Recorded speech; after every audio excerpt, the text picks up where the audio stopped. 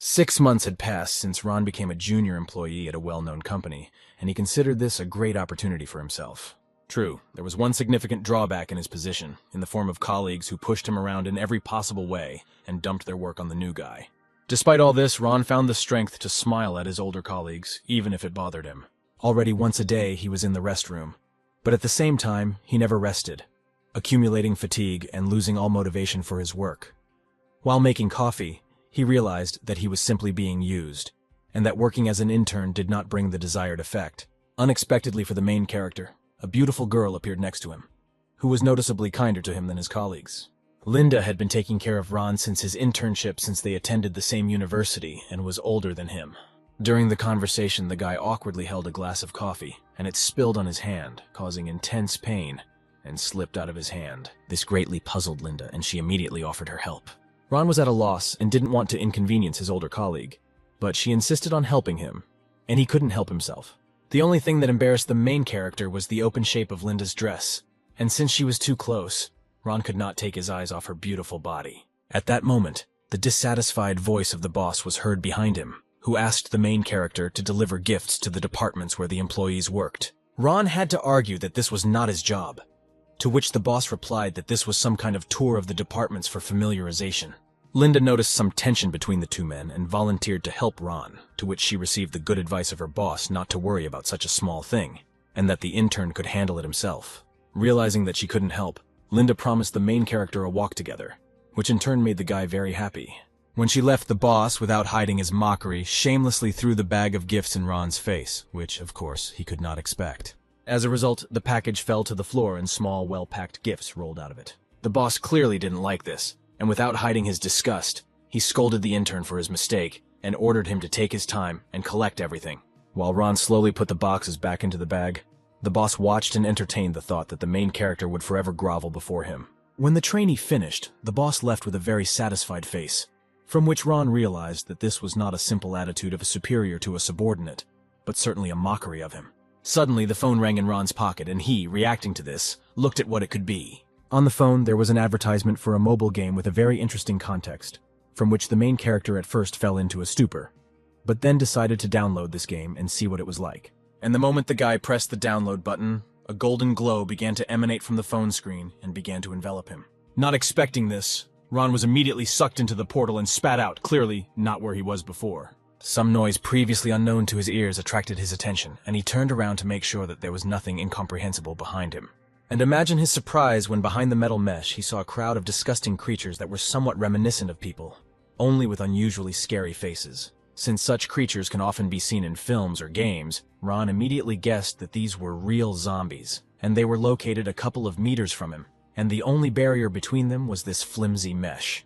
At some point, the main character saw a board in front of him with information that he could move between his world and the world of the apocalypse. This information board prevented him from noticing that a gap had opened in the only barrier between him and the zombie. Instantly realizing that it was time to leave, Ron grabbed the box with the gift and rushed in the opposite direction of it all. In desperation, he ran without looking back with all his might and tried to call someone for help.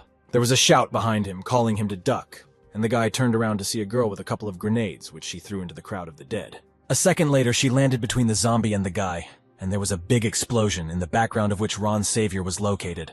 After thanking her, she said that she was a hunter, and this was just her job, and the main character helped in resolving some problems. Since Ron didn't have any money, he decided to offer her a tasty treat from the gift as payment for saving her. To the surprise of the main character, the girl did not know what it was, but she accepted this strange edible object and even decided to try it. She simply lost her senses from the taste of this delicacy, and it seemed that in her life she had never eaten anything tastier than this. After a short meal, she gave the guy payment for this delicacy, saying that such a thing cannot be eaten for free, and this payment turned out to be gold. On this note, she began to leave and said that her name was Lena, and with luck, they would be able to see each other again. After a short journey, Ron came across a settlement, which was a trading settlement, and against the backdrop of multi-story buildings it looked, to put it mildly, in contrast. The main character immediately began selling his delicacies, because he realized that he could make money from this. It turned out that they had heard about this delicacy only from their older relatives who lived before the apocalypse, and everyone was interested in it. When the main character was asked how much such a treat costs, he, without thinking twice, replied that it would cost 1 gram of gold per gram of product. This price greatly outraged the local inhabitants, and Ron heard that no one could afford to buy such a thing for that kind of money. To these objections, the guy calmly explained this cost by saying that no one knows how long he will live, but it's always worth trying something new and tasty. One of those present caught this meaning and, confirming the words of the main character, bought 50 grams of the delicacy for tasting. Behind the stranger, dissatisfied exclamations were immediately heard that the mercenaries were too rich and could afford more than others. The mercenary, accustomed to eating anything to survive, had already forgotten what delicious food was and was in seventh heaven from the combination of taste in his mouth. After tasting, he immediately asked to sell him 2 more halves of the delicacy, but with different tastes, offering 100 grams of gold for them. Meanwhile, the rest of those present realized that they were missing out on something unusually tasty and began to demand that they sell them at least 10 grams of the delicacy. Everyone liked the taste of this unusual something, and they enjoyed shares of this delicious moment with undisguised pleasure. Night fell imperceptibly, and Ron really enjoyed looking at the bag of gold that he was able to earn in just one day. This prospect not only lifted the mood, but also increased motivation for further sales, since the main character could receive his monthly salary in just a couple of months of such sales. And at the most joyful moment in his life, he felt something cold and sharp that rested on his side, and a call not to twitch. It was a typical robbery from which he learned that a certain influential person was very interested in him. It was practically suicidal to twitch in such a situation, but I also didn't want to give away my honestly earned gold, and Ron was trying hard to find a way out of this deplorable situation. Since he was only thinking about the robbery, he did not take into account that it could also be an assassination attempt, which in fact turned out to be the case, and the killer admitted it without hesitation. And at the moment when the knife was already swung, the system reported that the ability to move between worlds had rolled back and could be used again. The protagonist immediately accepted the return request from the system, causing the knife to pass through him. The killer, who did not expect such a turn of events, was in complete bewilderment and lack of understanding of what was happening, since he had never seen anything like this. And where could he have seen it? At the same time, Ron was lying on the sofa in his room, sincerely glad that the cooldown rolled back before he was killed. He was also glad that several delicacies from his world cost a lot of money in another, as well as the cooldown of the skill, which lasted only 12 hours. At work, the boss recalled the intern's misdeed and stated that the main character did not value him one bit as a boss, and this was undoubtedly annoying. The stay in another world did not pass without a trace, and now Ron was able to refuse his boss, saying that he was not a courier and got a job at the company to develop his skills. And he immediately had to refuse his senior colleague's request to make him coffee, given that it was said too familiarly. In turn, the senior colleague did not appreciate this action and painfully pricked the boss with the words that he could not subordinate. The chief reacted calmly to this taunt, explaining the youth's behavior as ignorant, and turning towards Ron, he said that not everything had been decided yet. Linda met the main character, and she was clearly surprised by his equanimity and determination. But he said that this was her merit, because she taught him this all the time. But he did not say that his confidence was because of the money that he now had. Looking at his watch, he noticed that the time before the skill cooldown had almost come, and soon he would again experience the delights of another world. Since he did not leave the coordinates, the transfer occurred randomly, and Ron ended up in a flat area full of green grass. He had a heavy backpack behind him, into which he had prudently put canned food, but he absolutely did not understand where to go and where he was now. When suddenly someone put a hand on his shoulder without noticing anyone before, the main character decided to ask where to go and turned around. How many obscenities burst out of him when he saw that it was a crowd of zombies, and without wasting a second, he rushed off for another long run. But the backpack turned out to be too heavy and greatly slowed Ron down on the path to a bright future, and he urgently needed to do something. Nothing better came to mind than opening canned food and throwing it at the zombies' feet as an offering in case they stopped chasing him. And this trick worked. The zombies stopped for a while and began to try canned food, which made it possible to run a little further from them. In this adventure, the main character cost not a small amount of canned food, but to be precise, half of his supplies, which was a serious loss for the business. The zombies were approaching again, inexorably closing the distance, and with a displeased growl, they did not like the offering. Ron quickly realized that canned food wouldn't satisfy them. They needed live human flesh, which meant there wasn't much choice, and he decided to fight. Since a quick decision was required, the main character climbed into the system's scoreboard and began looking to exchange his valute for something useful, and it turned out to be combat skills that cost over 100 points. One of the zombies had already jumped on him, emitting a terrible guttural growl, but it was too late. Ron, with a lightning-quick reaction, kicked the zombie in the stomach with a roundhouse, leaving no chance for the body to remain on its feet. Now that he had basic melee combat skill, he was not the least bit afraid of these creatures, but rather wanted to take out his anger on them for spoiling the goods. He began to cut apart the zombies with his bare hands, one after another, sparing no effort, while confidently controlling his body and coordination. Considering how weak he was before gaining this skill, Ron was pleasantly surprised because now he could take down 3 zombies with his bare hands. Suddenly behind him, he heard the sound of an engine and praise for the show he had provided. The owners of the car introduced themselves as hunters and explained that they wanted to help when they saw the main character and a bunch of zombies, but were pleasantly surprised by what happened. This calm dialogue was interrupted by noise from the side, and this noise turned out to be a crowd of zombies that was rapidly flying straight towards the people. The hunters reacted instantly, and hitting the clutch, shouted to Ron to get into the car, which he was undoubtedly happy about.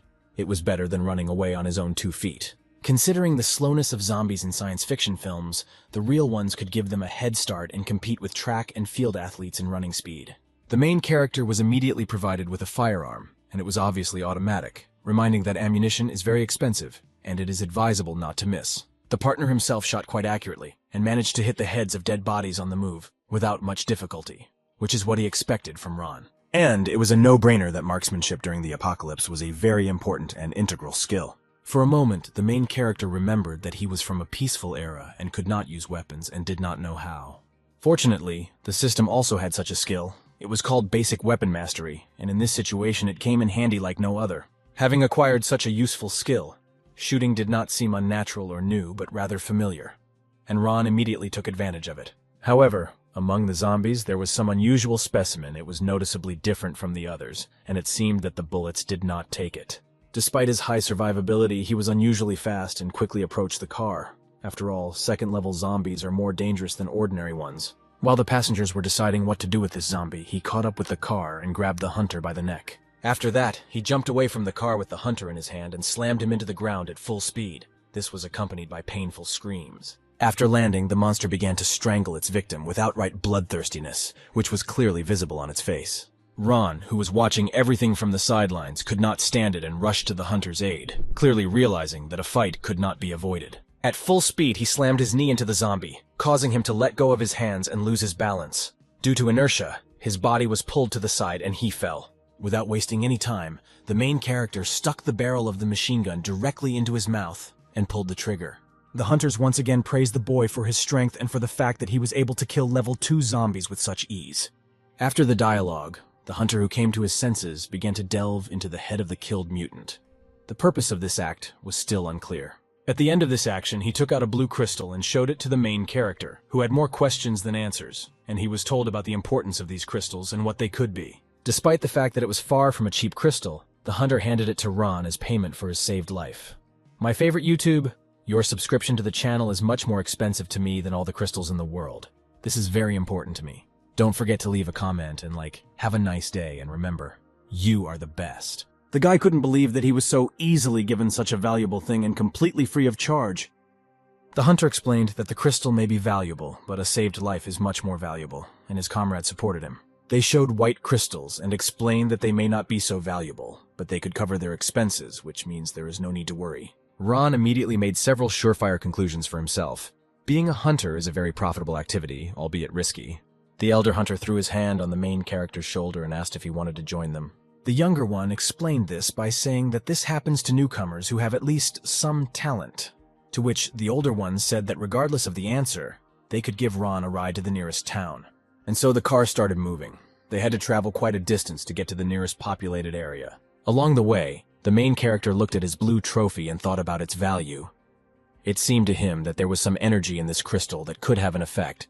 As a sign of response to his thoughts, the system offered to exchange this crystal for points, which was a new surprise for Ron. He agreed to the exchange without hesitation, and at that moment the crystal began to split into many small fragments and disappear into the depths of the screen. A sincere smile appeared on the protagonist's face when he saw the result of the exchange. The crystal was worth 100 grams of gold, which was a very good indicator. The system also offered its owner a new option, which mentioned the frequent use of items, and the ability to expand the inventory by 1 square meter for 100 points. This was undoubtedly a good offer, and Ron accepted it. Meanwhile, the group arrived at a refugee camp through which the road to the settlement passed. The place was as unpleasant as possible, but not because of disgust or anything like that, but because of the unbearability of looking at starving people in need of absolutely everything they could possibly need. The main character saw a picture of a little girl standing in front of the car and begging for some food. It was clear from her that she was very emaciated and clearly in need of food, while all this was a child. It would seem that no one could refuse these innocent children's eyes, but a shot was fired and blood gushed from the little body. She did not even understand what happened. The driver of that red car shot her. With ardent hatred, he yelled at the girl's lifeless body, "Don't you dare touch her. Get out of the way," and similar nonsense. Something inside Ron clicked with such force that his anger had nowhere to go. Literally, in a second, he hated this man with all his heart. However, his comrade stopped him from doing something irreparable, explaining that they live in such a world, where life has no value, and power rules everything. This girl was not killed in vain. She became a reminder to the main character that this world is radically different from his native one. And if he is weak, he will be killed. At the entrance to the settlement, there was a guard who checked vehicles and passes to enter the settlement. He recognized the older hunter named Autumn, and a smile shone on his face. He asked with interest about today's outing. Since the guard was indebted to Autumn, he asked him to make a pass for Ron, since he did not have one. The settlement was surprisingly large, had a huge fence with guard towers around the perimeter, as well as a large number of various buildings. Here the paths of the hunters and the main character diverged, since their base was in a different place, and Ron thanked them for their help with the pass. The hunters drove on, and the guy waved after them. Now the time had come to sell what he had come all this way for. Of course, it was canned goods, and he hoped to get a decent amount for them. On one side, a guy was selling a new SUV, loudly announcing a 70% discount, which was truly generous for such a car. On the other hand, the vaguely looking guy was pleased with the alcohol, which was produced before the apocalypse for crazy money. And while Ron was thinking about the serenity of this place, his view was blocked by a suspicious and very playful man. This man mistook the main character for a rich man and decided to sell him one of his machines, clearly hinting that the purchase would be worth it. However, it did not immediately dawn on the guy that this was a merchant, and he indignantly asked whether it was normal to rob in broad daylight, and even with a weapon. But having realized that he was not in danger, he still sincerely did not understand what the weapon had to do with him. It turned out that the merchant had a trained eye, and he immediately noticed the guy as he got out of the hunter's car, which led the merchant to the idea that perhaps the main character would need a weapon. Ron was surprised that the dealer was selling exactly weapons and nothing else, which caused a misunderstanding of how legal it was. But the seller reassured him, convincing him of its complete legality. Having sorted out the legality, the seller went on the offensive and gave a 20% discount on this machine, only 5 blue crystals, to which he was refused. Then the seller asked if the main character could have gold since there were no blue crystals, to which he received the same answer. Not giving up, the seller offered an absolute bargain for 200 potatoes, and even that was unsuccessful. After so many unsuccessful offers, his face changed, and instead of friendliness, hostility, and disgust towards the poor buyer appeared. Only he didn't take into account that Ron had an ace up his sleeve, which he hid in his inventory, just for this case. And at that moment, the main character could no longer be stopped. He was looking forward to seeing the face of this merchant when he opened the can. The smell alone began to drive the merchant crazy, since it definitely smelled very tasty. There was no problem agreeing with the main character to exchange weapons for just one can of this strange food. But as it turned out, the weapon was without ammunition, and this seemed strange to Ron. But the merchant explained that the trade in ammunition is illegal and they can only be bought at a special warehouse. After walking for some time, the guy was still able to find this warehouse and discovered that it was in demand among hunters and mercenaries, whose lives were closely connected with weapons. Since he knew little about the caliber of his weapon, he simply asked about the availability of ammunition for his rifle. And yes, there was ammo available. However, this surprised the guy at least by the fact that the price of 10 rounds was equal to 1 gram of gold, which was not a cheap pleasure. The seller, a happy pretty girl, explained this price by saying that a bullet can often save the owner's life, even if there is only 1 bullet. Seeing the surprise on the guy's face at the price, she was skeptical about his solvency, but he unexpectedly took out a whole bar of gold. This instantly cast aside all doubts about his poverty, and she quickly prepared a bunch of cartridges for her buyer.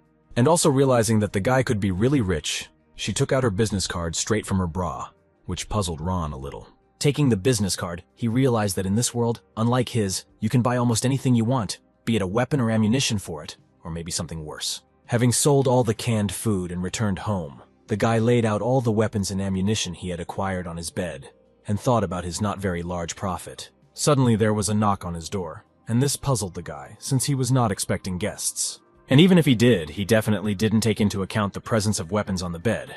It was clearly not the best idea for having someone as a guest, especially in his world. A very familiar voice came from behind the door, which did not cause any suspicious alarm, but was still at the wrong time. And it was Linda.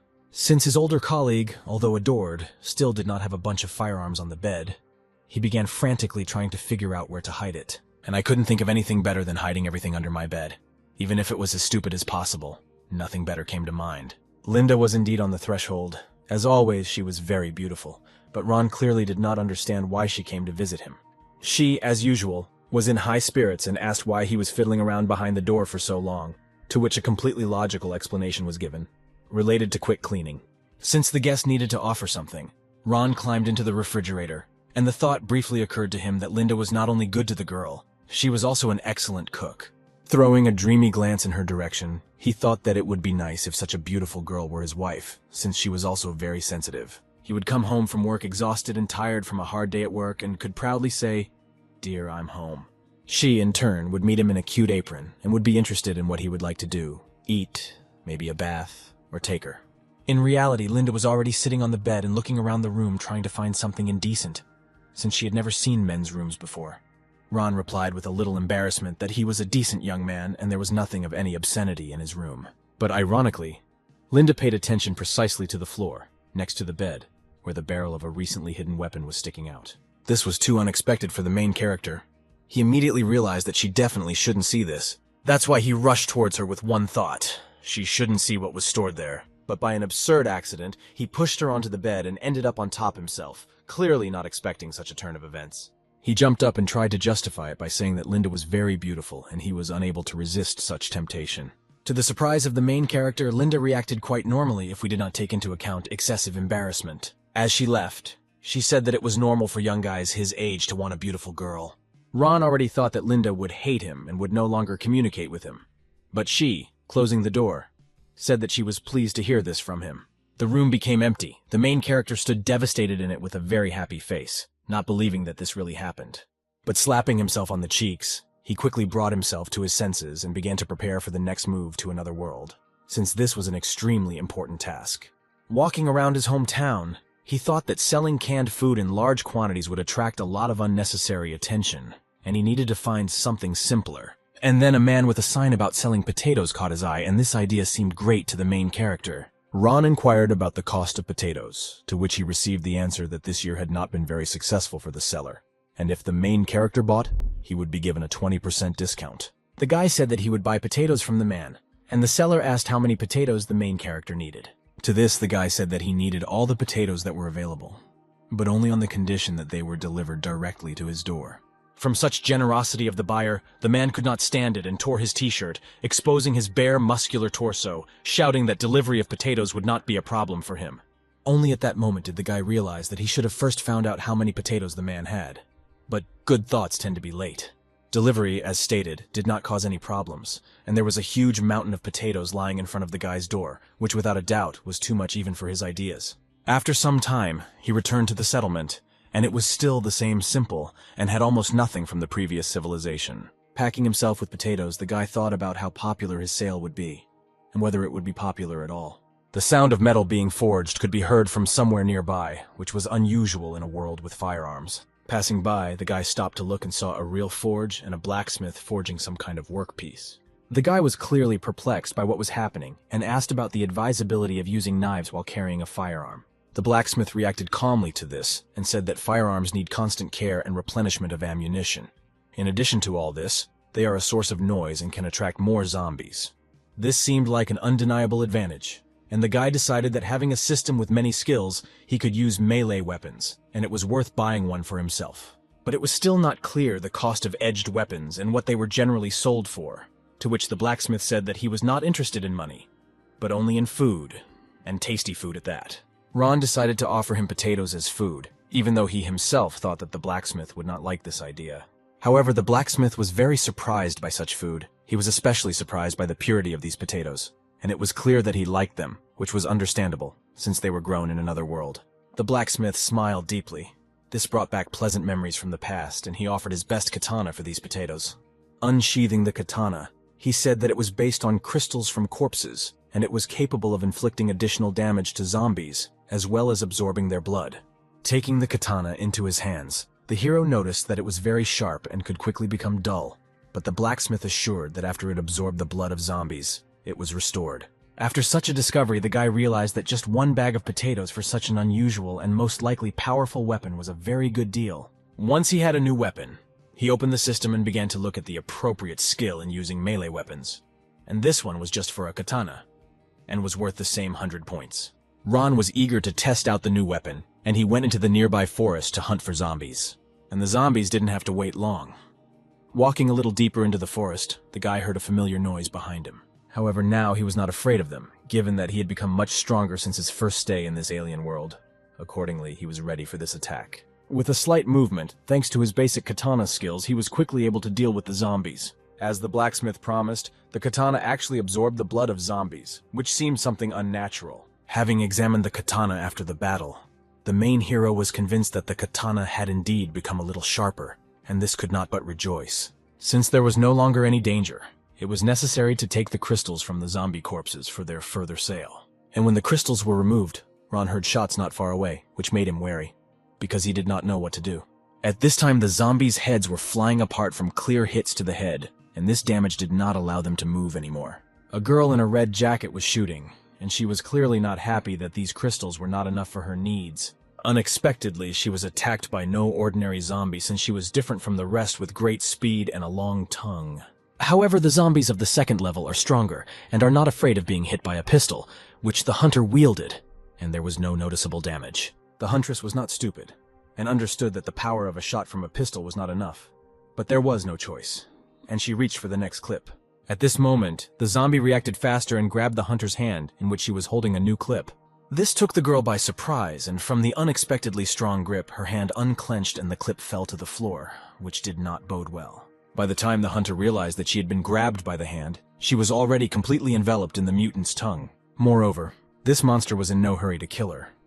He decided to play with her a little, and began to slowly move the tip of his tongue along her neck, which looked very disgusting. Realizing that she would not be able to free herself and that something irreparable would happen, the girl screamed at the top of her voice for help. At that moment, Ron appeared from behind the tree trunks and warned her of the danger, taking his katana at the ready. In one simple movement, he was able to cut off the monster's tongue, thereby freeing the girl from its strong grip. The next moment, the main character decided to end this battle and rushed into the attack, taking a fighting position.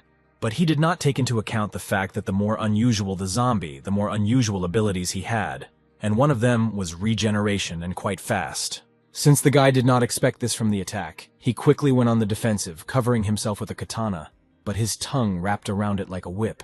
Considering the strength of this difficult zombie, he was unable to hold the katana in his hands, and the enemy threw it aside without much difficulty. Fun fact, these zombies also had some semblance of intelligence, and realizing that the victim was defenseless, the zombies began to laugh loudly, anticipating their victory. Suddenly his body began to be torn apart by a hail of shells fired in his direction, and before his death he could not even understand what had happened. This was the same rifle that the main character had recently acquired, and he had not yet had the opportunity to try it out. The power of this rifle was enough to kill level 2 zombies with just a few shots, which was very beneficial for the main character. Taking the crystal out of the zombie, Ron remembered the girl he had saved and began looking for her nearby. It didn't take long to look for her, but her condition was not very good. Considering the force with which she was squeezed by that nasty tongue, she lost consciousness and was covered in vile mucus. The main character was struck by the idea that this mucus could be caustic, and it urgently needed to be washed off from the body of the young hunter. After wandering through the forest for some time, the guy found the river he was looking for and performed the necessary procedures. After some time, the girl began to come to her senses, which was undoubtedly a plus, but it was unclear how she would behave. After waking up, there was a swarm of conflicting thoughts and questions in her head. She remembered that she had lost consciousness and did not understand why she was still alive. At a certain moment, she realized that she was sleeping completely naked, and this made her bewildered and misunderstand what was happening. Noticing this, the main character was glad to see the rescued huntress in good health and decided to introduce himself to her. However, as expected, the girl was not at all happy about this, but rather made her blush. Given that she was completely naked next to an unfamiliar guy, therefore, she threw a stone at him. Ron, realizing how it looked on her part, smiled awkwardly and caught the stone, explaining that he saved her and simply washed her away from the poison of that zombie. At this moment, the girl was not very worried about her salvation. She was more stressed by the thought that this guy had seen her naked body. The main character explained that he only washed the upper part, and even this information did not remove the embarrassment from the young hunter's face, since he still saw and touched. Ron offered a few potatoes as an apology, which he boiled while she slept, and this clearly angered her that her body was valued at only 2 potatoes. Having calmed down, the huntress decided to try this gift after all, and was very surprised that potatoes could be so tasty. Seeing that she liked the taste of potatoes, the main character offered her ground salt, and this surprised the hunter even more than before. For the guy, her reaction was not entirely clear, and he asked what was the reason for such surprise, to which the girl replied that salt was very popular in the market. She also explained that salt was quite scarce and could only be obtained at the market, which made it no less valuable. Ron was very interested in this, because in areas remote from seawater, getting salt was very problematic, which means this was another idea for a business. While he was lost in his thoughts, the huntress pulled him out of his thoughts by asking if he could sell her the remaining salt. At that moment, the main character came up with an interesting idea, and he offered to give away the remaining salt for free. The girl could not believe such generosity, and hesitantly asked if this was a joke, to which the guy replied that it was just a bag of salt. In the end, such a bag would cost tens of grams of gold in a store, and the main character gave it away completely free of charge, and this fact was alarming. While she was thinking about this, the guy asked if she wanted an endless supply of salt and food. Of course he wanted something in return. The girl was happy about this offer, but at some point she became sad and said that she did not have money or crystals to exchange. Then Ron confidently took her by the shoulder and told her that there were other ways to repay him without using any valuables. To this proposal, he received a lightning-fast refusal, accompanied by increased noise and a push in the chest, causing the main character to be thrown back. The girl crossed her arms on her chest in a cross, as if covering her body, and loudly screamed that she could not sell her body, since she had not yet been touched by anyone. This made the guy laugh very much, and after catching his breath, he said that he only needed her strength as an employee, and accordingly he would pay her for it. Once again, the misunderstood guy swayed smoothly in the arms of the young huntress, who did not like the ambiguity of the first sentence. In the end, she calmed down, and after thinking for a few seconds, said that she agreed to such conditions, but from her side only work and no other services. And it was in vain that she spoke so abruptly about other services, because the main character had already begun to try to imagine what it would look like from the outside. The image of this girl, only in a bunny suit with ears, popped into his head, and she asked him to do all sorts of indecent things with her. Since the fantasy was too sweet, he did not notice how the evil girl came close to him from behind. In one sharp movement, she grabbed him by the neck in a chokehold, asking with obvious anger what the main character was thinking about. When the hunter calmed down and put on her clothes, the main character noticed that there were only level 1 and 2 zombies near the settlement. It turned out that the huntress was very experienced in this matter, and said that there are 9 different types of zombies in total, and in the vicinity of the settlement you can meet a maximum of the 3rd level. But the main character objected to this information, and said that until that moment he had only been told about 8 types of zombies, without mentioning the 9th type. It turned out that the 9th level has an unusual property. Each individual can have a different level of strength, starting from the 1st and ending with a level above the 8th. Meanwhile, the main character and his companion approached a refugee camp, which repelled its visitors with a very unpleasant smell. The huntress explained this by saying that there are difficulties with water in the camp, and because of this, people rarely wash, stretching these periods to 2 weeks, to which the main character noted that she herself had last washed a long time ago. This undoubtedly hurt the girl, and she began to make excuses that she often washes in the river. After this funny scene of justification, Ron said that it was just a joke and the huntress did not smell of anything, at which time some girl greeted them. In terms of her form, she was in no way inferior to the guy's companion, and from her, the main character learned that his companion's name was Erica, and introduced herself as Chloe, and this girl also asked to evaluate her new invention. Erica was not very happy about this new waste of energy, but the girl showed her a large solar panel and said that now her computer could work 24 hours a day. It was clear from Erica's face that she was not very happy about her friend's invention, given that there was no internet left in the world. These words made Chloe very upset because she thought that she was inventing something useful to use. However, she quickly accepted her friend's point of view and agreed that her program did not compare to the value of food. The guy was interested in information about some program, and he offered to buy it for potatoes, if, of course, Chloe agreed to this.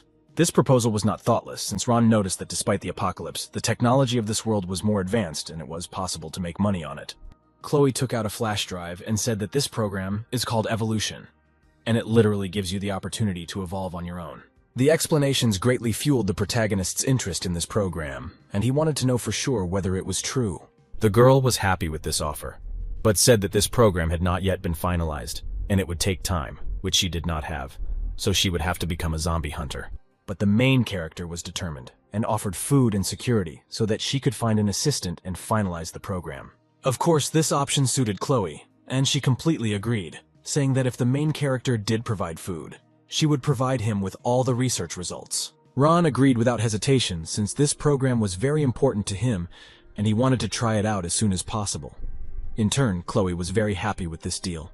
Such a sweet dialogue offended Erica, and she was offended by saying that if she was provided with food, she too could find people to join the zombie hunter squad. The protagonist heard these complaints and said that he would also need a hunting party and would provide Erica with food and equipment. Erica's behavior changed a lot, and she was clearly happy with these words, even if she was not entirely sure of their honesty, to which the main character said that this was not a joke. As soon as she found out that this was not a joke, and Ron had actually offered such a deal, she rushed at him with obvious joy in her eyes. Having hugged him, Erica pressed tightly against his shoulder, and it was sincere gratitude.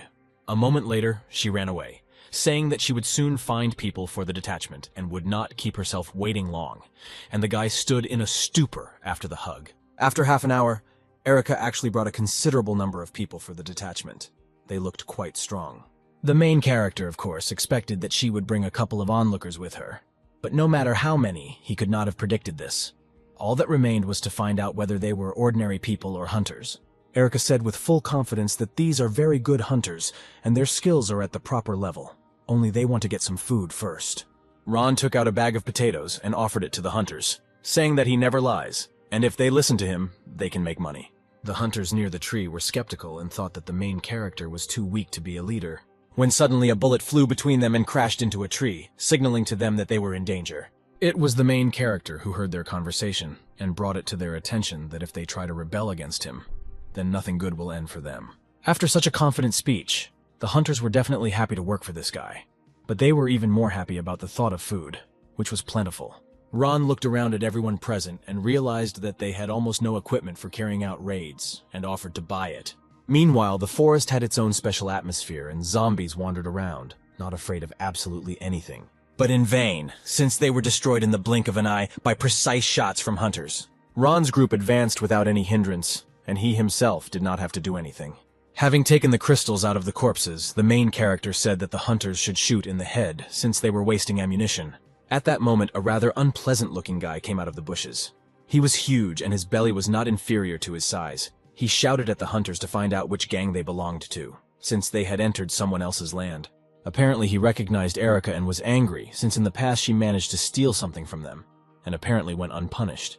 But she was not at all intimidated by his angry face and the tone with which he spoke, as she stood between the two hunters with weapons at the ready. From somewhere behind, the voices of several more people were heard who came to the aid of the fat man, and they were sure that the bunch of refugees was not dangerous for them. The main character did not like this, nor did he like the fact that a gun was pointed in his direction, but this did not interfere with his self-confidence. And at the moment of his speech, the main character took out his katana and made a vertical swing. His facial expression changed from friendly to very welcoming. This didn't scare the guy with the pistol one bit, because he was confident in his own abilities and in the pistol, which gave him an advantage over the katana. But he did not take into account that the distance could be quickly shortened, which the main character took advantage of, and cut off his hand in which he was holding the pistol.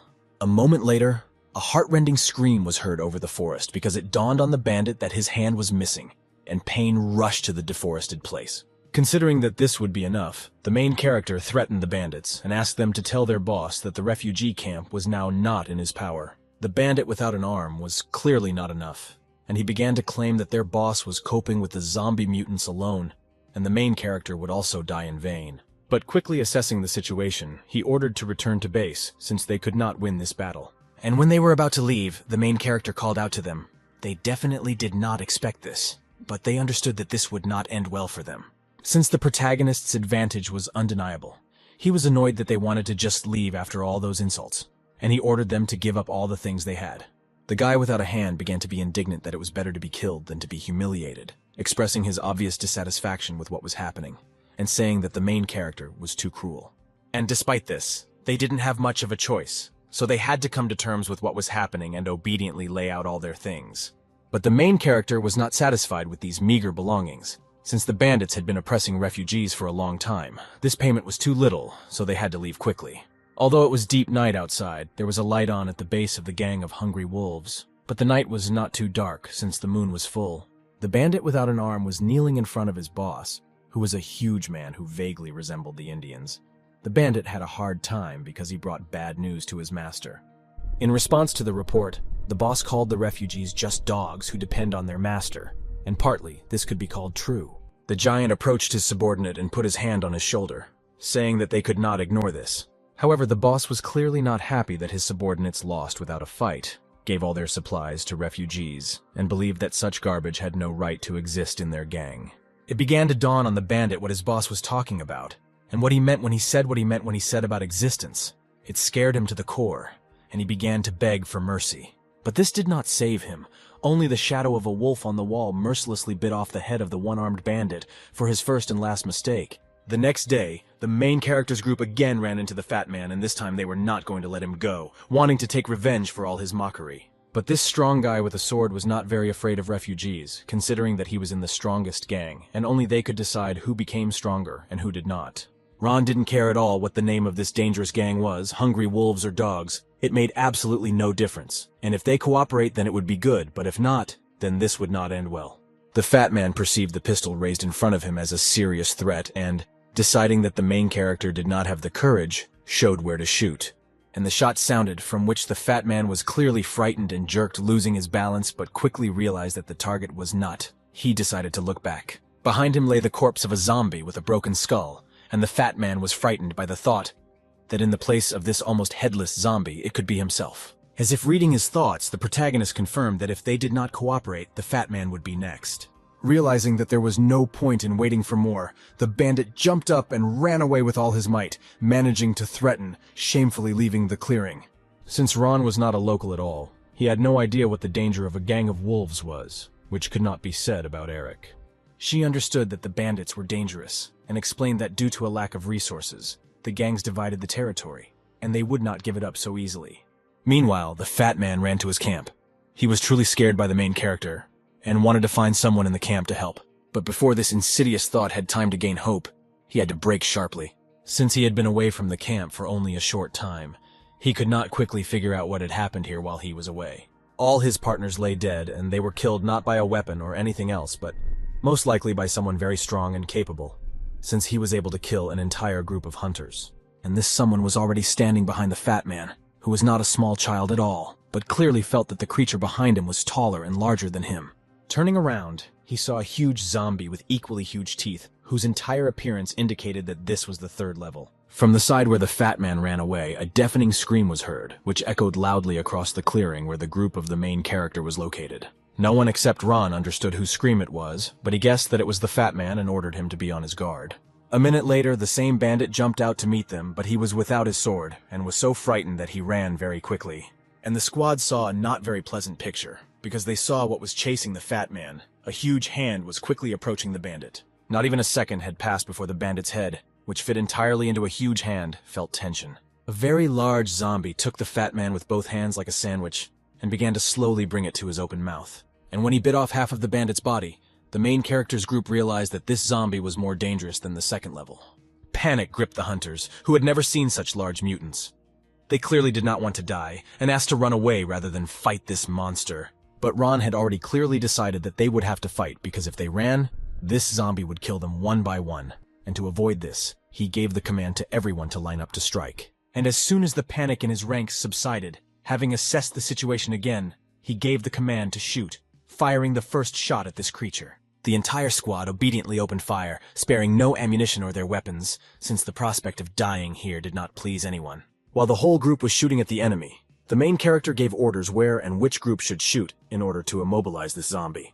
And this tactic bore fruit, as the monster stopped and tried in every possible way to shield himself from this hail of bullets with his hands. All the hunters began to feel that the weapon that their boss bought for them was very powerful and capable of stopping level 3 zombies. But at some point the zombie stopped defending himself, opened up and began to scream furiously, emitting a red glow. Erica was the first to stop firing because she was more experienced than other hunters. She realized that it was not just like that, and now the zombie of the third level had mutated, and this did not bode well. The morning sun began to make its way into the tent where the main character was sleeping after a night of drinking. This made Ron sit up abruptly and realize that they had drunk a lot yesterday and had a very bad headache.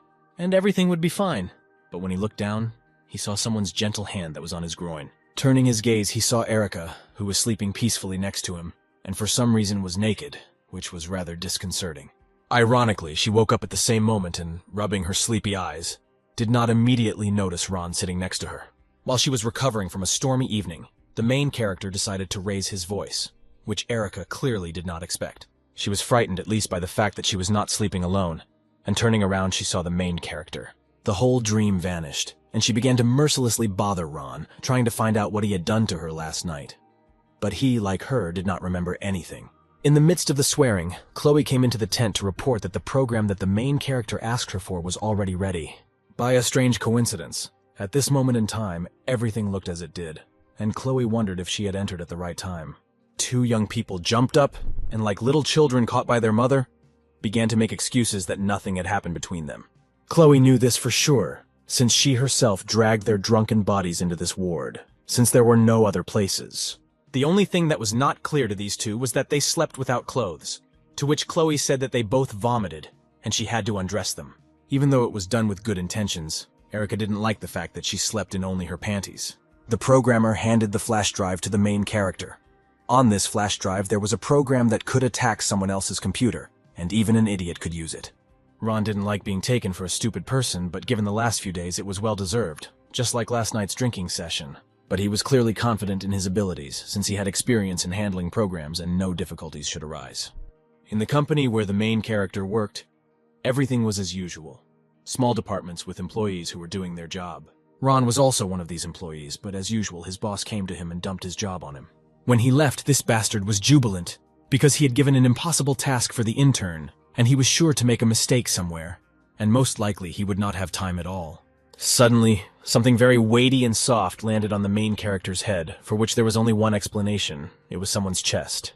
It was Linda, who, having heard about an impossible task from her boss, decided to offer her help to solve the current situation. However, Ron was determined to do everything on his own, and Linda didn't need to know what he would do. She didn't object and asked to call him if he needed anything. Now that he was alone, he took out the flash drive that Chloe had given him and decided to see how it worked. As soon as he inserted it into the computer, the program on the flash drive launched itself and was surprisingly simple but effective. The main character seemed to find himself in a space with many ticking lines that very quickly processed all the information in the office. One of the abilities of this program was the ability to watch someone through someone else's computer, and the main character immediately took advantage of this. Looking at his colleague through the monitor, he was able to guess that he was again watching some kind of vulgarity instead of doing his work. He also discovered that his boss was communicating with an employee of a competing company, and this alerted him, and also gave him the opportunity to take revenge for months of humiliation. As soon as the plan was ready, Ron, with particular cunning, hacked into his boss's computer and found irrefutable dirt on him. A few hours later, the boss announced that the intern was working overtime for the day, which meant several urgent tasks. The interns clearly did not like this course of events, since they were not paid for overtime work, but were performed as full-time work. The main character was tired of enduring this, and he asked the boss not to dump his work on others, but to do it himself, to which he received the expected answer about the lack of evidence. But the intern was ready for such a turn and threw a bunch of sheets of paper with incriminating evidence at the top, giving others the opportunity to look at it too. And the trainees, having seen the information on paper, were not very happy that they had to make game models from a competing company. In response to these objections, the boss began to yell that they were just interns and were useless to the company, but at least they were doing something. But to his surprise, he heard the voice of the company director, who wanted an explanation for what was happening and was clearly dissatisfied with the behavior of his deputy. In turn, the deputy tried to justify himself and assured that he had not done anything like that, and this was all empty talk. However, it was clear from the director's face that he was not going to listen to these pathetic words, since the guilt of his deputy was obvious. The head of the company understood that a conflict with junior employees was inevitable and tried to smooth it over, promising that in the future there would be no such attitude towards them. But Ron was determined and said that he had already written a letter of resignation and no longer intended to remain in this company. Unexpectedly for everyone, the other interns also expressed a desire to quit because they were also tired of such a disregarded attitude. In an instant, the department, which had about 6 young employees, was empty, and all this due to the negligent attitude of their boss. Naturally, the head could not be happy about this.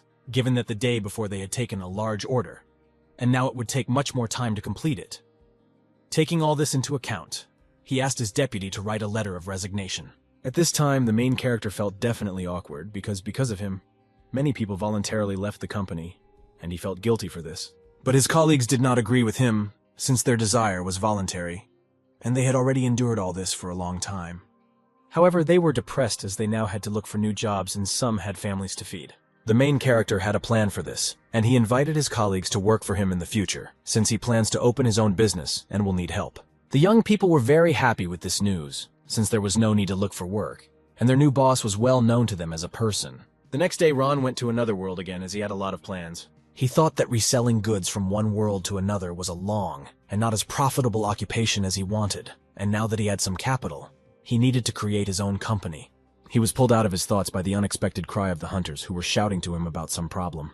They quickly approached the camp on motorcycles and shouted as they went that Erica was in some kind of trouble and she urgently needed help. Since the main character did not understand what was being said, he asked the hunter to calm down and tell him everything again, only more clearly. The hunter said that during the purchase they were attacked by people from a gang of wolves, and Erica lured them into the jungle to save the others. Ron, without wasting any time, got on his motorcycle and said that he would save her personally, and let the hunters gather people to help. He drove out squeezing everything he could out of his vehicle, as he had not expected a band of wolves to attack the camp in his absence. At this time, the car was trying to break away from the chase at high speed, because the prospect of stopping was not at all bright. The car was being chased by several motorcyclists who were serious and were sure that it would not be possible to hide from them on their own territory. Erica was driving the car and she was desperately trying to escape pursuit, but she understood that it was unlikely to be possible to do this in such a bulky car. And her thoughts were quite material, since there were several motorcycles on the road ahead, which made it impossible to drive further. When she stopped, the leader of this group asked where she was in such a hurry, and said that she would not be able to go further. The guy with the gun ordered the others to get the girl out of the car and bring her to him. But at that moment, something loudly crashed behind them, which pretty much frightened them and forced them to duck down. The bandits clearly did not understand what it was, and most importantly, why the engine of one of the motorcycles exploded. Suddenly, a teddy bear with a wick appeared on the head of one of them. But the bandit did not see it and thought that it was a simple toy, not understanding where it came from. The more experienced hunter quickly realized that this was not an ordinary soft toy, and the burning fuse on it was clearly not for beauty. And just as he was about to say this, the toy exploded, right in the face of another bandit, which definitely defied explanation. An attractive girl appeared from behind the trees, introducing herself as Nika, and she clearly didn't like the fact that such a bunch of men were offending a weak girl. Since she was clearly unhappy with this, she threw an unusual ball at the bandits, after taking out the pin. As soon as the grenade hit the target, another explosion occurred, which was clearly more powerful than the previous ones, and because of which parts of bodies and vehicles scattered throughout the area. Nika was very pleased with such turns, since nothing remained of her enemy except a scrap. She was even more convinced that a big explosion was needed for victory. Erica jumped out of the car, immediately recognizing her friend, and was very glad to see her since she appeared very on time. It was noticeable that they had known each other for a long time, and Nika was also glad to see her friend, even if their meeting was a mere coincidence.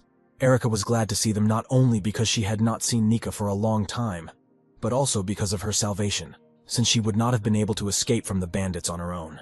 Nika did not feel the least bit like a savior, since Erica had saved her many times before awakening, and this rescue was a common gesture of friendship on her part.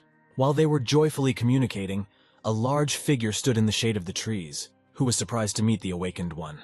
This figure turned out to be the leader of a gang of wolves, and he wanted to test the strength of this girl and at the same time deal with Erica. Suddenly, a burnt hand grabbed him by the leg. The owner of this mutilated limb turned out to be one of the bandits, who himself looked no less bad. He asked to be saved, which clearly angered his boss. Snatching his leg from the weakened grip, the gang leader began to mercilessly beat his subordinate on the head, which clearly could not leave him any chance of salvation. Having finished with this episode, the gang leader invited Nika to join his gang because he considered her promising and promised that she would become strong and famous.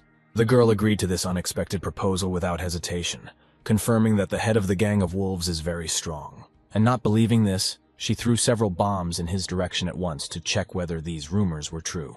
When the bombs reached the target, a very powerful explosion was heard, which left no chance of survival for anyone, and the girl was confident of her victory. But something was clearly wrong, because at the epicenter of the explosion some kind of movement was clearly visible and it was getting closer. Suddenly, the leader burst out of the smoke and was clearly happy about the start of the fight, and what could not help but surprise, without a single scratch. The girl's long screams echoed throughout the area.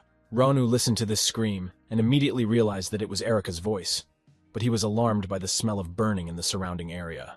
He understood that it was impossible to hesitate, and began to increase speed, trying to be in time to help his subordinate.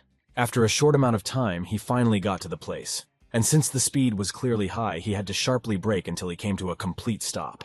Before his eyes was an unpleasant picture in which a man he did not know stood in front of two girls who were already unconscious. With his foot on his head, the limp Erika, the leader of a gang of wolves, waited for the appearance of the main character and did not immediately notice him.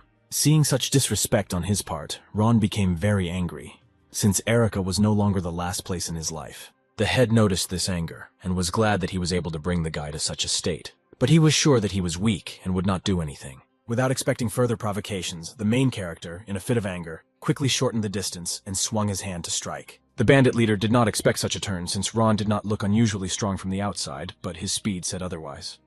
The consequences of the blow to the face turned out to be bad for the leader, since the shockwave threw him into a tree, which he broke. The main character thought that this would be enough and rushed to Erika, trying to bring the girl to her senses and understand what her condition was. Erika was relatively fine and was even able to come to her senses, saying that she only missed 2 hits, which was enough for her. At this time, the thug was returning back, and he was very glad to meet a worthy opponent since he had not met such a person for a long time. Now the giant was serious and was not going to underestimate his enemy, but at the same time, he would not be very strong. Since the leader was confident only in his own strength and always decided everything by force, he decided to do the same this time. It was a discovery for Ron that a man of such a large build was just as fast, and he had no opportunity to dodge, only to block.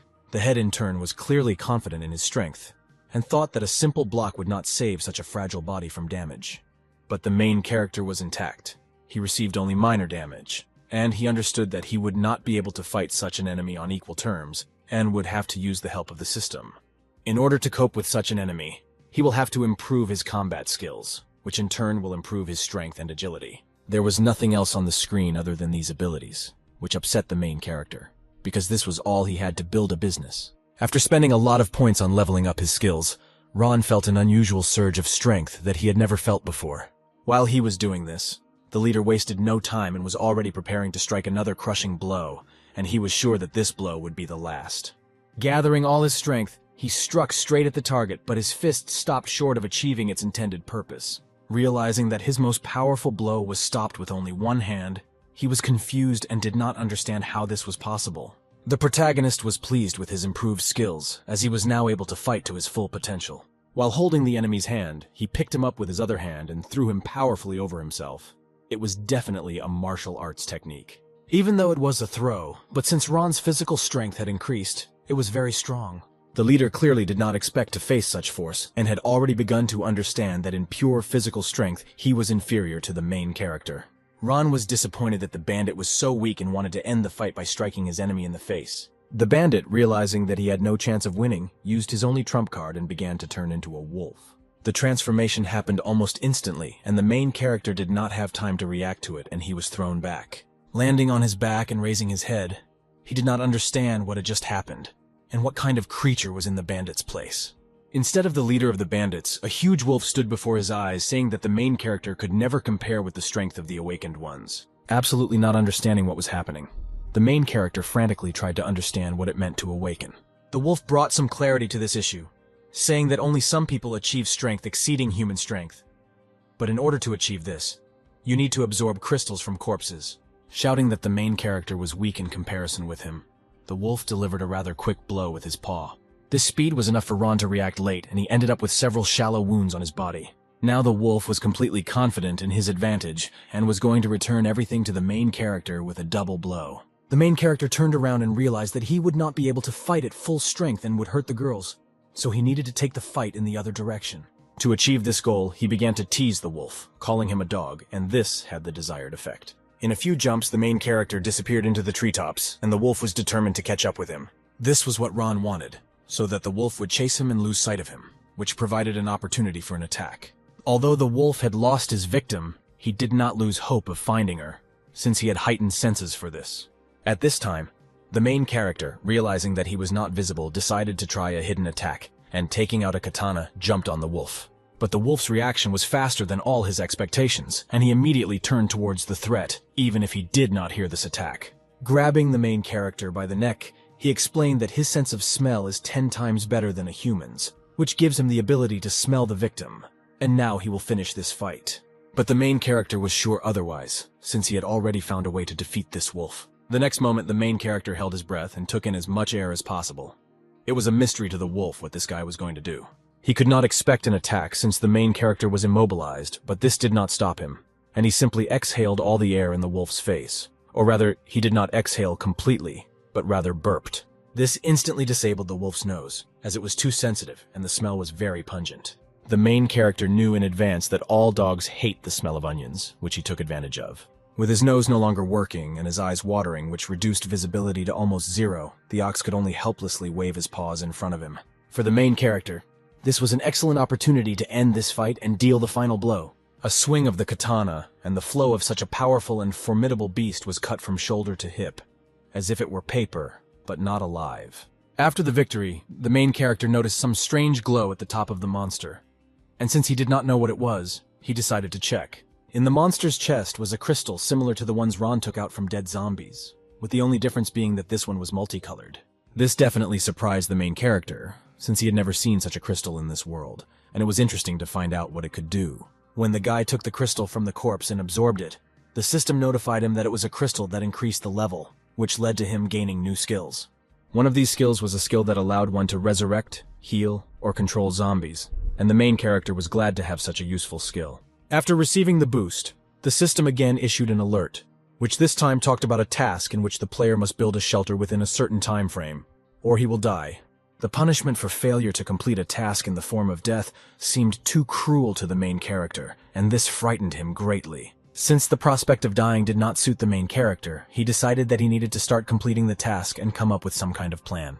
Half a day later, he returned to the camp to talk with Erica and Nika about future plans, since they could help him with this. Nika introduced herself to Ron, and said that she had been a hunter since Erica saved her 3 years ago. From an external perspective, she seemed very young to the main character, so he was very surprised that she became a huntress so early. Erica explained that Nika is an unusual hunter and should not be underestimated, since she was an awakened one. But the main character still hasn't figured out what that meant. Nika explained that after infection, some people do not become zombies, but rather receive superpowers due to a crystal that is activated in their head, which is why they are called awakened. She also explained that her ability is to produce explosives from any object she touches. As she spoke, she was holding a cup in her hands, which suddenly began to glow, and Nika threw it towards the exit from the tent. As soon as the cup left the tent and fell on the floor, an explosion occurred, which was extremely surprising and could not be explained. The main character thought this ability was very cool, and concluded that the awakened are invincible. But as Erica explained, this was not so, since the awakened ones, like zombies, were divided into 9 levels, and Nika belongs to the 3rd, and that wolf was of the 4th level. Nika was very surprised by the strength of the main character, since he was able to single-handedly defeat the awakened 4th level, and offered to join his group.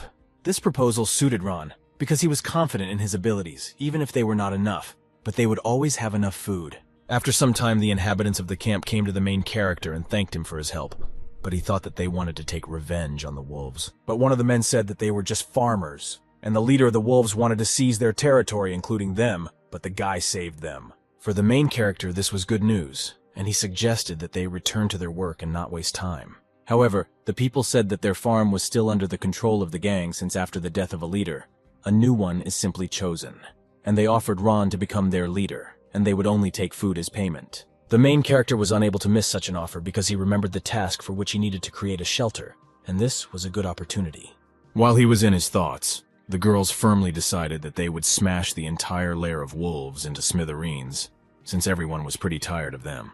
Meanwhile, power was being shared on the farm, and the fighters fought each other for the right to be the leader of the gang. Suddenly they heard a familiar voice, which made them look away from their battle and look at the person speaking. And it was none other than the protagonist, who was excited at the prospect of gaining leadership through sheer brute force.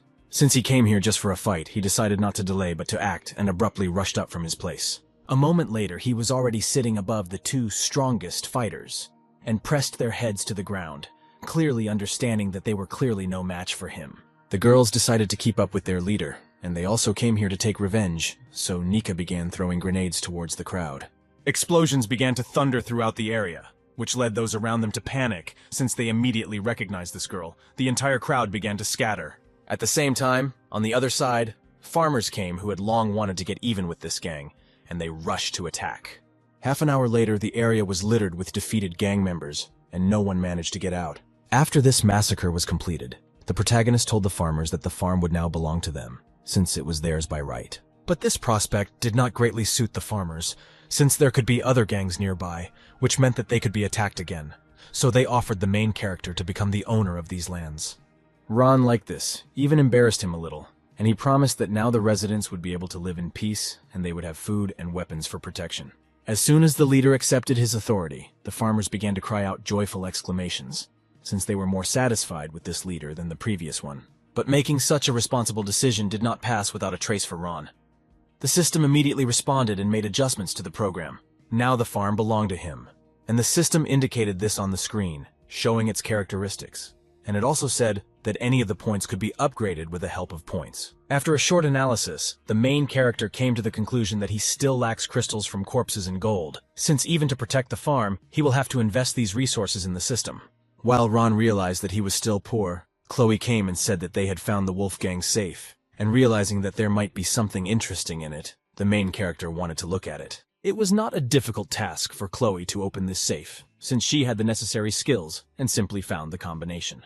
Considering the size of the safe, the main character assumed that there was quite a lot of interesting stuff in it, maybe even valuables. When the doors of the safe opened, there was a huge pile of corpse crystals, and they were different, and not only of the first level. The young people were very surprised to see this mountain of crystals, but Chloe was only thinking about buying potatoes. She also concluded that even such a number of crystals does not provide them with labor, which means that if someone wants to take these crystals, it will not be easy for the main character. But Ron already had an idea about solving this problem, since he had been thinking about doing something like this for a long time. But he didn't have the right skill. He went out into the street to the bodies of the killed members of the Wolfgang, which had already been carefully laid out in front of him. The main character decided to test his new skill, and used it on these 3 corpses. And the system issued a notification about this procedure. After studying the system notification, the main character extended his hand to use the skill, and some kind of blue energy came out of it. It very quickly enveloped the bodies of the dead. It was like some kind of liquid that enveloped the dead bodies over their entire area. For the first second, nothing happened. But after that, the body began to move its limbs little by little, and then they began to rise completely.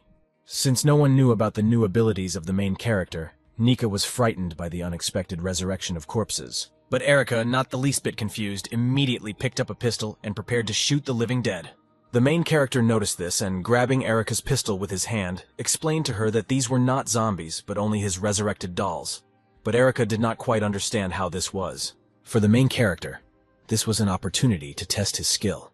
And he told her that after defeating the wolf, he received such an interesting skill. Of course, since these corpses were just puppets, he could freely control them, and they could become free labor, such as cutting down trees. The zombies actually cut down the tree, and did it normally for a while.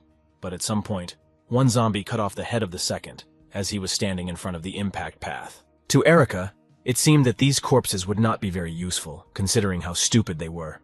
And Ron also understood that managing one was already difficult, but several were even more so. At that moment, the satisfied voice of Chloe was heard, who said that she had already made a similar device that should help them. The main character became interested in this, and found in his hand something similar to augmented reality glasses, or so it seemed. Having realized that they needed to be put on his head, and having done this, the main character was left with the question of how to use this device. Chloe pulled out what looked like SIM cards from her pocket and explained that they were chips, one of which could receive brainwaves and the other send. Since one of the chips was important for brain activity, it had to be inserted into the helmet, and the other naturally had to be inserted into the brain of the controlled subject, in this case a zombie. The most interesting thing was that it was controlled remotely, and it seemed that the owner himself was inside a zombie. Deciding to test his new body, Ron decided to touch Erica's thigh to get more information about this process of transferring consciousness. Having done this, the main character was surprised at how cool this invention was, since he clearly saw and felt everything. The only thing he didn't take into account was Erica's reaction to such a sudden harassment, for which he received a kick right in the face. But even this oversight made it clear that consciousness is not only inside the zombie body, but also fully feels pain and other tactile sensations, and that was cool.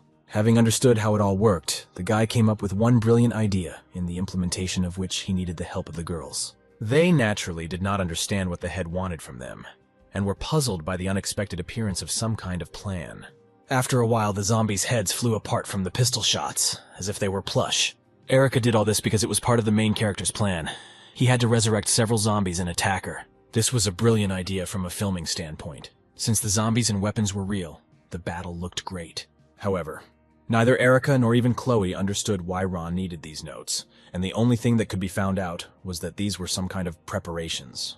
After all this, in the real world, all he had to do was edit the resulting video and upload it to the internet. As a result, he created a fairly realistic trailer for the game and posted it on the portal. It was a kind of advertising to attract an audience. The night flew by unnoticed by the protagonist, and morning had already arrived, as evidenced by the rays of dawn in the windows. Waking up, Ron realized that he had fallen asleep right at the table. He was so exhausted by this activity. Despite the fact that he had just woken up, he was in the most lethargic state and really wanted to sleep, as evidenced by a strong yawn. But he still had to wake up, and he decided to check how things were going at his trailer. He had all sorts of hopes for it, and he wanted at least someone to appreciate him. But what he saw on the screen of his laptop surprised him very much because he could not have expected this. On the screen, Chloe was seen sitting, surrounded by a crowd of zombies, and an inscription in which the player was urged to save the sweet girl from danger. Several young people were sitting in front of the monitor, eager to take part in the beta test of such a realistic game. There was a young girl sitting in the office on the floor who was also interested in this game, but her people could not find the publisher of this game. This girl turned out to be the head of a large company, and she ordered all employees to leave comments under the video to gain access to the closed beta test. Apparently, this girl was a business shark, and understood that if the game turned out to be the same as in the trailer, it would be a huge success. The young man sat and reloaded his pistol, clearly preparing it for a combat situation. It was a retired Special Forces soldier named Rex, and since he understood weapons like no other, he doubted that this was a game, since everything in it was too real. A package arrived for a girl named Mia that she had been waiting for a long time.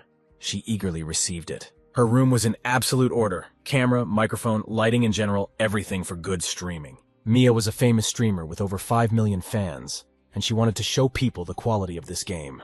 On the farm in the world of the apocalypse, silence and calm reigned, and it seemed that this was the most ordinary world, in which there was none of the horror that Ron had seen.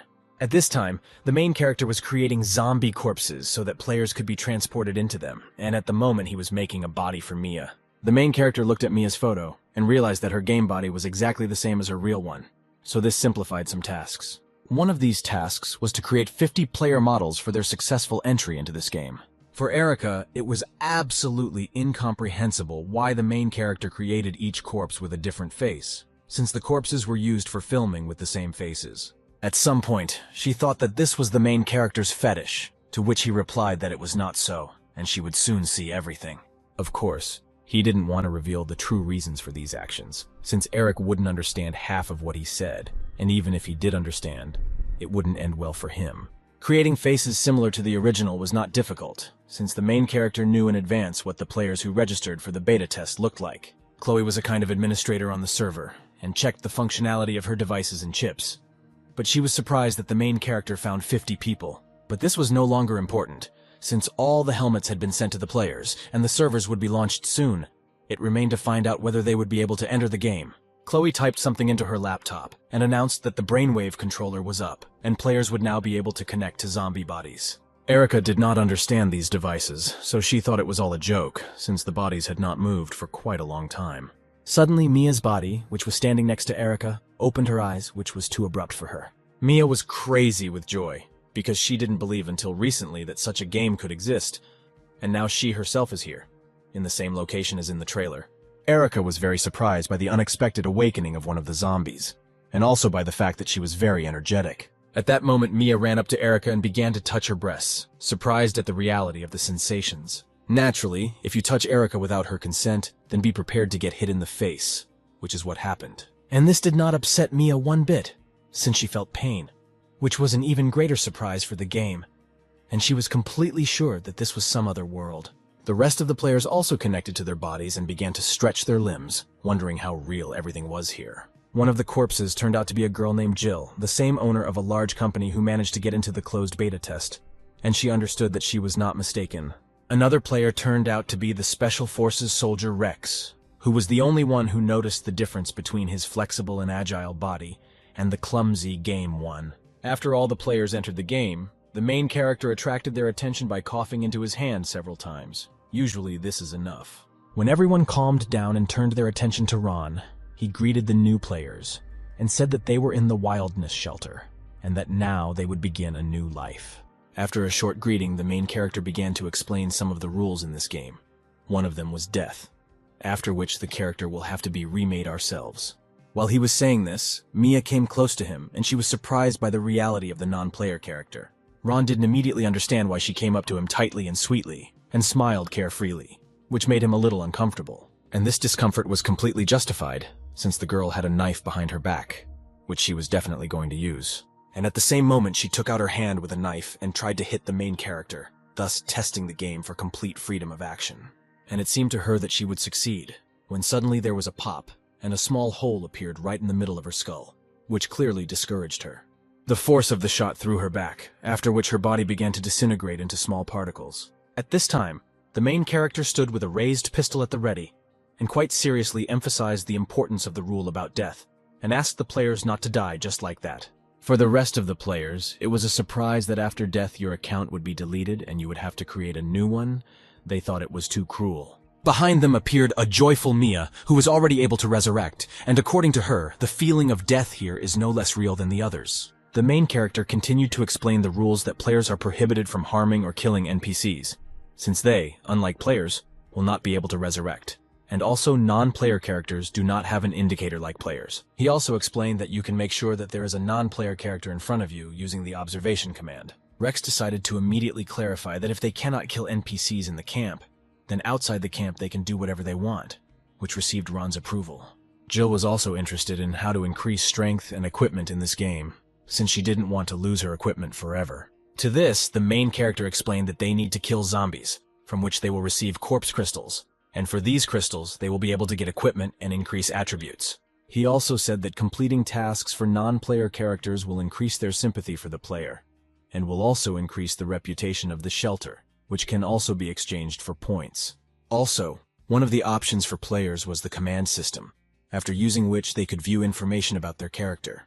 Having used this command, Jill saw the status in front of her, and had absolutely no understanding of how it worked, and what kind of technology it was. At this point, the brief briefing was completed, and the head of the shelter wished the players to enjoy life in this world and fired a pistol, making it clear that the game had begun. The players immediately scattered around the territory. Whoever wanted to go where they wanted. Mia went into the forest to hunt, and several more people followed her who recognized her. It turned out that they were her fans. It was impossible to call Mia modest, because she was very self-confident and considered herself a game master, and the others believed in it. They soon came across a small group of zombies who immediately noticed the guests and were ready to attack. Mia took out a knife and was determined to destroy these zombies. Again, she thought that everything would be easy. But 3 minutes later, she was convinced of the opposite. The zombies in this game were not ordinary weaklings. Realizing that she would be of no use in battle for now, she asked the main character if there were any missions in this game that did not require combat skills. To which she received an ominous answer that if they do not want to fight, then they can easily do farm work, such as tending the beds, digging up the garden, and more. Since Mia had no choice, she agreed to the task of digging up the earth. But she did not have the feeling that she had become a slave. After a while, Ron enjoyed the sight of the players working and praised himself for such an idea. From behind came the voice of a man who wanted to purchase some equipment. It was the same Special Forces soldier named Rex. In his hands there was a mountain of crystals, and he wanted to exchange them for weapons. The main character could not understand where this man got such a number of corpse crystals, to which he received an unexpected answer that it was extremely easy to find and kill zombies, but he needed weapons to increase his effectiveness. The main character, without hesitation, gave him a pistol as a reward, and waited for even greater success in exterminating zombies. As soon as the man received the gun, he immediately began to examine it and quickly concluded that it was a Browning 1911, which was absolutely true. Realizing that a pistol was not enough for this man, the main character said that in the future, the rewards would be much better. When the player left, the main character thought that the player's power might be useful in the future. Before he had time to move away from the previous dialogue, a woman's voice was heard behind him, calling him, and the guy thought that something had already happened. This woman was Jill. She also wanted to try hunting zombies, but initially have equipment and weapons. to which she was told that all this could be obtained for crystals by the troupe. But she said that she did not have anything like that. Then it was unclear to Ron how she wanted to get crystals for equipment. Then Jill said that she could enroll in the game as much as she needed, since all games are made to make money. Ron replied that this game does not have an enrollment function, and all players are initially in an equal position. But he took note of this method of earning money. This definitely made Jill angry, and she stated that money was all she had and she could easily buy the game. Then, in order to stop this, the main character came close to her, lightly touched her chin, and said that the status of the real world does not mean anything here, and if Jill does not stop, he will punish her. However, Jill was too stubborn, and already realized that if she couldn't enroll in the usual way, she would find another one. She received approval for this proposal since the game was absolutely free and did not limit her as long as she followed the rules. Then Jill resorted to an unusual plan. She offered other players money for crystals, and she would pay the money in the real world. Everyone liked this offer, and a large number of players already offered her their crystals. The main character looked at this approvingly, because if you have money for such a trick, then you can very well use it. Now the deal took place differently, since Jill brought a large amount of crystals and Ron had no reason to refuse her. During this time, other players handed in tasks to Erica, such as chopping wood or cultivating land. For her, such attention was still unusual, so it caused some discomfort and she had to smile tightly. After she accepted the quests, the players were given a reward in the form of points, and they were happy because they could exchange them for tools or something else. They were very grateful to Erica and demanded even more tasks from her, to which she sent them to repair the house and collect medicinal ingredients. She had absolutely no idea what was wrong with these people or why they wanted to work so badly, but she liked the fact that she didn't work full-time. A few days later, a meeting of the shelter took place, in which the main character, Nika, Erica, and Chloe were present. Things were going pretty well for the farm and the refugees, and this was largely thanks to the corpse dolls who worked for next to nothing. Erica emphasized that these dolls are always energetic and full of energy, as if they like to work forever. The main character said that very little time would pass, and the territory would need to be expanded, and at this point their meeting could be considered closed. But Chloe asked the main character to stay behind because she had several questions for the leader. Erica began to tease her that she wanted to confess her feelings to Ron. But the main character asked her to go first and remained in the room. He didn't know what Chloe wanted to ask, but he suggested that she not be shy and ask if she had questions. Chloe suddenly became serious, which she rarely did, and asked the question that interested her. Who really controls the dolls? This greatly puzzled the main character because he knew that Chloe was a smart girl, but that was putting it mildly. He couldn't tell the truth, and he decided to lie that these were high-ranking people from other settlements who had nothing to do. Chloe found this strange, and she asked another question in which she wanted to know how it turned out that these people came to the main character. Realizing that there was no point in lying further, Ron put his hands on Chloe's shoulders and said that everything he does is all for their sake. And the revelation worked, as Chloe immediately agreed to help in any matter. Erica suddenly ran in shouting that something was definitely happening on the street, and most likely something important. At this time, the guy accused Mia of stealing his crystals, and for this, she entered his house. It was completely natural for Mia to steal from this guy since she knew he was a non-player character. At this point, the head came and asked what was going on, and what kind of division did these two arrange between themselves. The guy respected the head of the settlement and immediately turned to him because he wanted to restore justice and punish this thief. But Mia believed that this did not violate the rules of the game, since there was complete freedom of action, which means theft was allowed. This greatly angered the man, as she took not only the crystals, but also body armor, weapons, and even underwear. For the main character, it was a difficult choice of what to do, because Mia is a well-known streamer and can greatly help in promoting the game. After thinking a little, he said that theft is allowed, but he suggested that they find out everything with their fists, and if she wins, then she is right, and if not, then she will return everything in double amount. As soon as such a proposal was made, these two were already ready to snitch on each other, so they immediately accepted it. Mia took a fighting stance and asked her not to underestimate her because she practiced many types of martial arts. But this definitely didn't help her as she missed the first blow to the face and fell to the ground. As soon as she fell, the man was not going to stop and decided to shake the soul out of her so that she would never steal again. The main character understood that the outcome of this battle was determined in advance, since people from his world were significantly weaker than these embroiderers.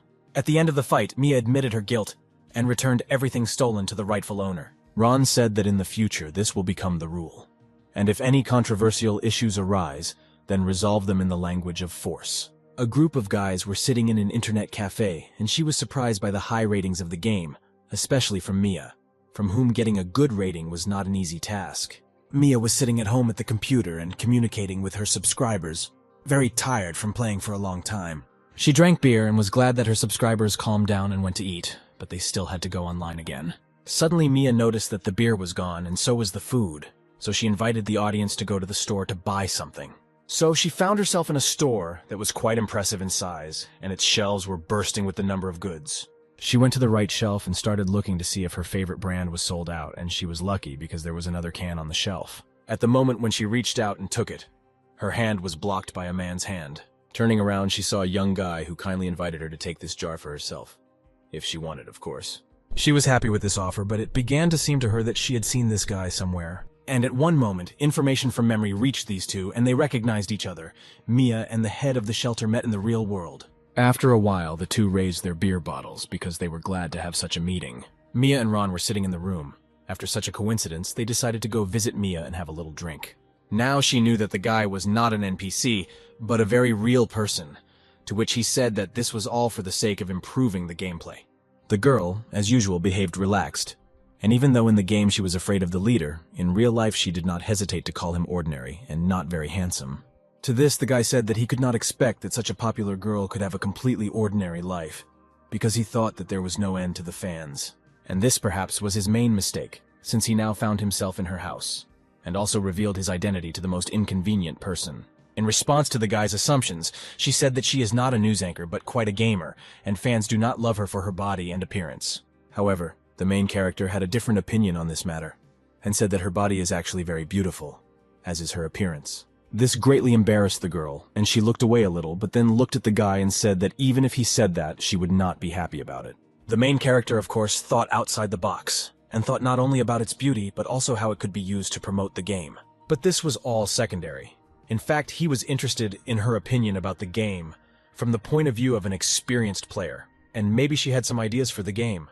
Mia had several suggestions for this, so she suggested introducing a dungeon system to diversify the content, and also advised the main character to change his appearance to the game 1 as a player. The main character liked these ideas, and out of joy he hugged the girl very sincerely, which she clearly did not expect.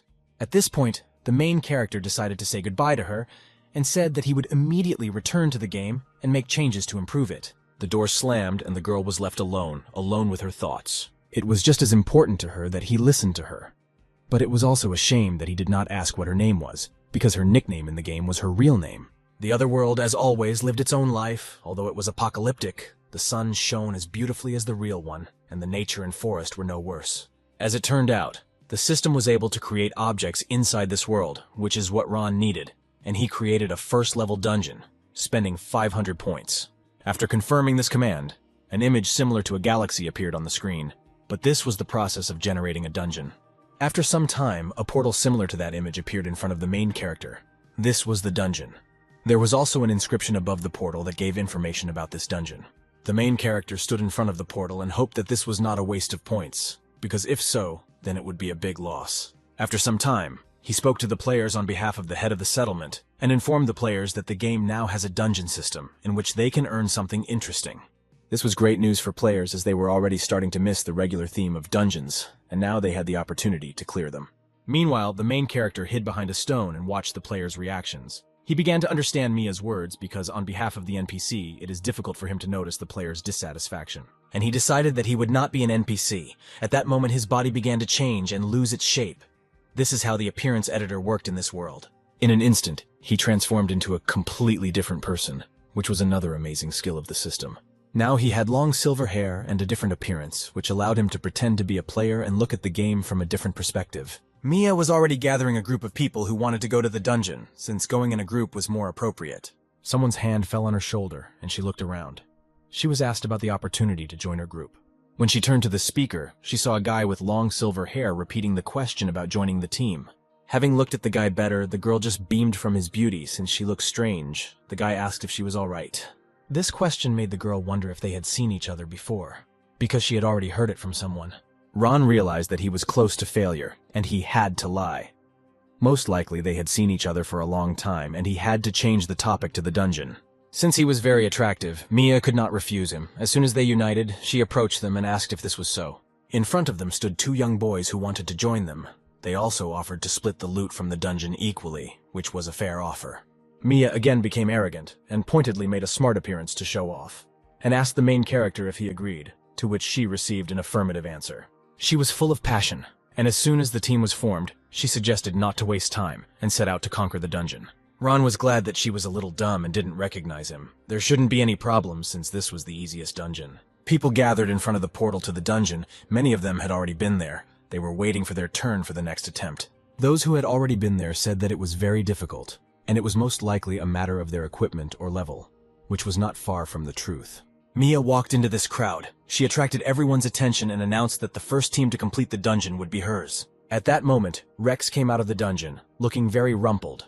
A notification appeared above the portal that he had successfully cleared the zombie forest from the dungeon. This was very bad timing for the girl, because after such a strong speech, she immediately screwed up. Since they could no longer be the first, she quickly changed the goal, saying that the main thing in this game is to survive, and the rest is secondary. The main character stopped Rex by taking him by the shoulder. He, in turn, did not understand why the stranger's attention fell on him. The reason for the interest was simple. The guy simply gave him a bottle of liquid, which was something like a first aid kit in this world. Rex was surprised by such kindness because from the very beginning of the game there was no sign of friendliness from the players. So he said that he would not forget this help. But this gesture of kindness did not please Phil, a new member of the squad. He did not approve of such help, since the supplies can be kept for yourself, and there is no need to give them to a stranger, to which he received the answer, "Mind your own business." This answer angered the hell out of him, and he was about to give Ron a beating, but his comrade named Tim calmed him down. After the conflict was resolved, Mia began to open the passage to the dungeon. The transition was also unusual. All group members were enveloped in light, and a glow appeared under their feet. The system notified that they would move to the dungeon in 3 seconds. After the countdown, they found themselves in a very dense forest, reminiscent of a jungle, and the system also reported that they had 60 minutes to complete the dungeon, and the main goal was the boss. Mia was amazed by what she saw, as the terrain was radically different from the terrain in the camp, and she was glad that the creator of the game listened to her advice. The main character decided to once again avert suspicion from himself and asked if she knew the creator of the game, to which the girl turned up her nose and joyfully declared that it was she who taught him everything. At that moment, Phil noticed something very strange, as his face showed more despair than fear, and he pointed it out, asking the others to take a look too. What he was pointing at were snakes. There were a lot of snakes, even too many, and this made everyone wary. The animals did not wait long and attacked in all their numbers at once, rushing towards the new visitors. The fact that they were snakes was a small problem since Mia hated them and was very afraid of them.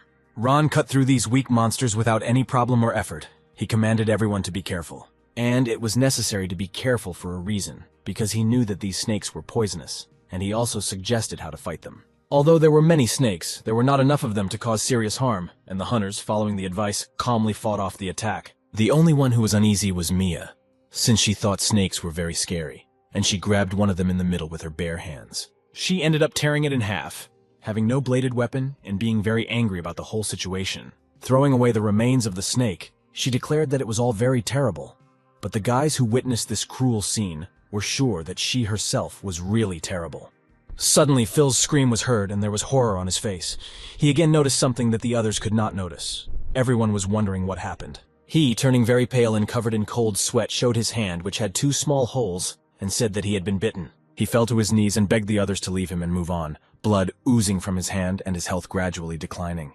The main character reassured him by saying that this snake is not so poisonous. So there is no need to worry, you just need to suck out the toxins. After hope was found, Tim offered to help him, and said that although they had only known each other for a short time, they were now like brothers. The subsequent spectacle looked more like something obscene. Tim began to suck the poison out of his comrade's shoulder, and for some reason he blurred like a girl. Ron and Mia were very happy to see this scene. It was evident from their faces, especially from the blood that poured from their eyes. The girl invited the main character to go away with her. The guy had no reason to refuse because this was better than watching brotherly love. When they left, the main character asked what she wanted to tell him, which she couldn't say in front of everyone. She pointed to the health bar, which was gradually decreasing, and said that she was also bitten by a snake. It was unexpected, and the main character immediately offered to get rid of the poison, since she had no more than 5 minutes left. But contrary to all expectations, the place where this slender and beautiful girl was bitten turned out to be her breasts, which was not surprising given her size. After the place was determined, the main character began to gradually give up the back, because this was not part of his plans. But the girl insisted on it, citing that it was just a game. And since the guy had no other choice, He agreed and pressed the girl to the tree, embarrassing him very much. And imagine the girl's surprise when the guy began to suck the poison out of her chest, since the sensations from these actions were quite real. The main character liked this procedure, and he jokingly said that he thanks her for the treat, to which the girl blushed and said not to tell anyone about it, because she would lose her status. At this time, Tim finished extracting the poison from his comrade, and he was very glad that now he was not in danger. She also said that he could ask him for anything. Tim responded to this gratitude with acceptance. But there was a small problem because he was also bitten and now he needed the help of a comrade. Phil, without the slightest hesitation, said that he would help his brother and suck out the poison, because that's what real comrades do. And he greatly regretted it, because his friend turned his back to him and began to pull down his pants, saying that his back was defenseless. At this time, the main character and Mia came out of the forest, who were about to move on if the brothers had finished with the poison, and were again dumbfounded when they saw a new picture. Tim was lying on the ground with his pants down, and Phil was sitting behind him, extracting poison from his friend's buttock. But since it looked very suspicious, they immediately began to make excuses. But it was too late. 49 minutes remained to complete the dungeon. The group moved to a new location, and a swamp appeared there. Mia didn't understand why the dungeon was called a zombie forest. Since the entire time they were inside, they didn't meet a single zombie. Phil reassured her by saying that even if zombies appeared, she had nothing to worry about because they would protect her. To which the girl grimaced her face and said that she was not eager to be protected by lovers of feces, and the guy began to yell that he did not eat them. Suddenly, from the swamp they were passing by, a sound was heard that was not like the kind that a swamp should make. Suddenly, behind Phil, a monster jumped out of the swamp. They had never seen such an enemy, and they were not ready for such a sharp attack.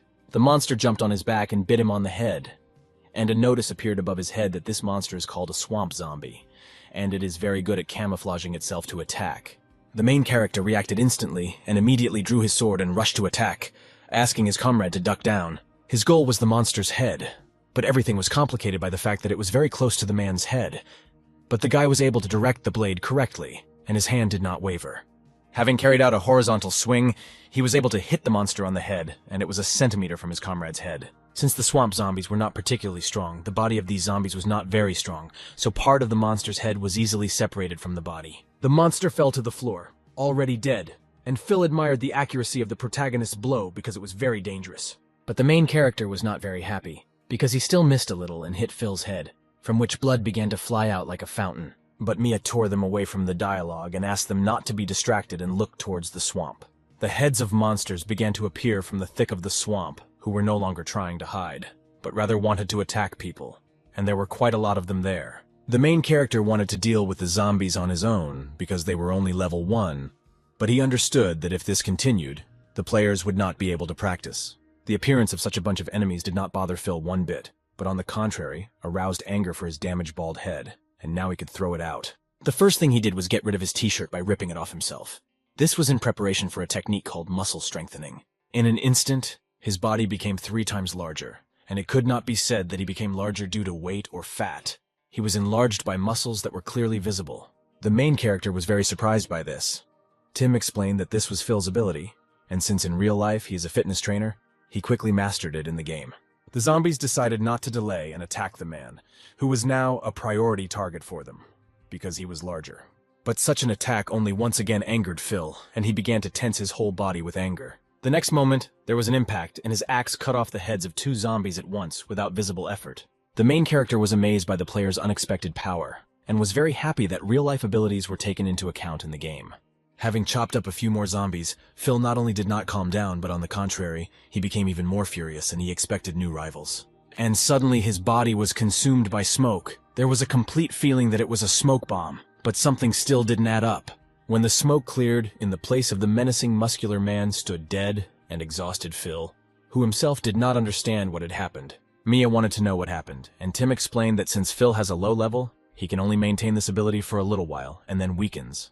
This was a collapse of the protagonist's logic, because since it was true, it was not worth using it so thoughtlessly, especially on ordinary opponents. While he was perplexed, he received a notification from the system about an additional task, which offered to destroy 10 enemies with 1 blow, in exchange for the muscle strengthening skill. 10 enemies emerged from the swamp as if to order, which was ideal for completing this task, since this was not a problem for the main character. While he fought, he advised others to climb trees so they wouldn't get hurt. For the partners, this was somehow doubtful since they thought that the zombies would get there too, but Mia advised them to just climb in and not contradict. The monsters were quickly approaching the shore, and they were very aggressive, which was clearly visible from the speed of their approach. However, the main character had a means to complete the task in the best possible way. He began to draw a blade charged with electricity from its sheath. The plan was very simple. He decided to take advantage of his knowledge and use electricity to his advantage, so he dipped the sword into the water and discharged it.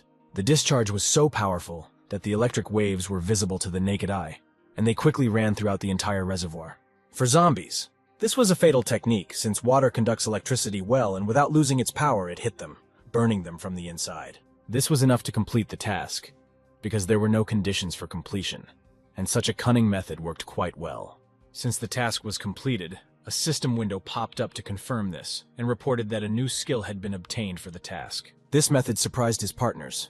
Mia was amazed by the power of this technique, and Tim was surprised by the originality of the approach. Suddenly, Mia felt something grab her leg and pull her towards it. It turned out to be Phil, who was so weak that he simply lay in the swamp, unable to get up, and asked for help from the girl. But the girl could not understand that it was her comrade, and out of fear, pulled out her leg and hit him in the head, causing him to begin to drown. But the main character and Tim were not so stupid and noticed that she hit Phil, who was now helplessly drowning. The girl reacted to this with a little mockery, saying that he was no different from a zombie, and he himself scared her. By this point, Phil was able to find the strength to get out of the water, but he was very angry that his partner almost killed him. At this remark, the girl laughed and said that she kicked him lightly, taking everything said personally as a compliment, but it was not so.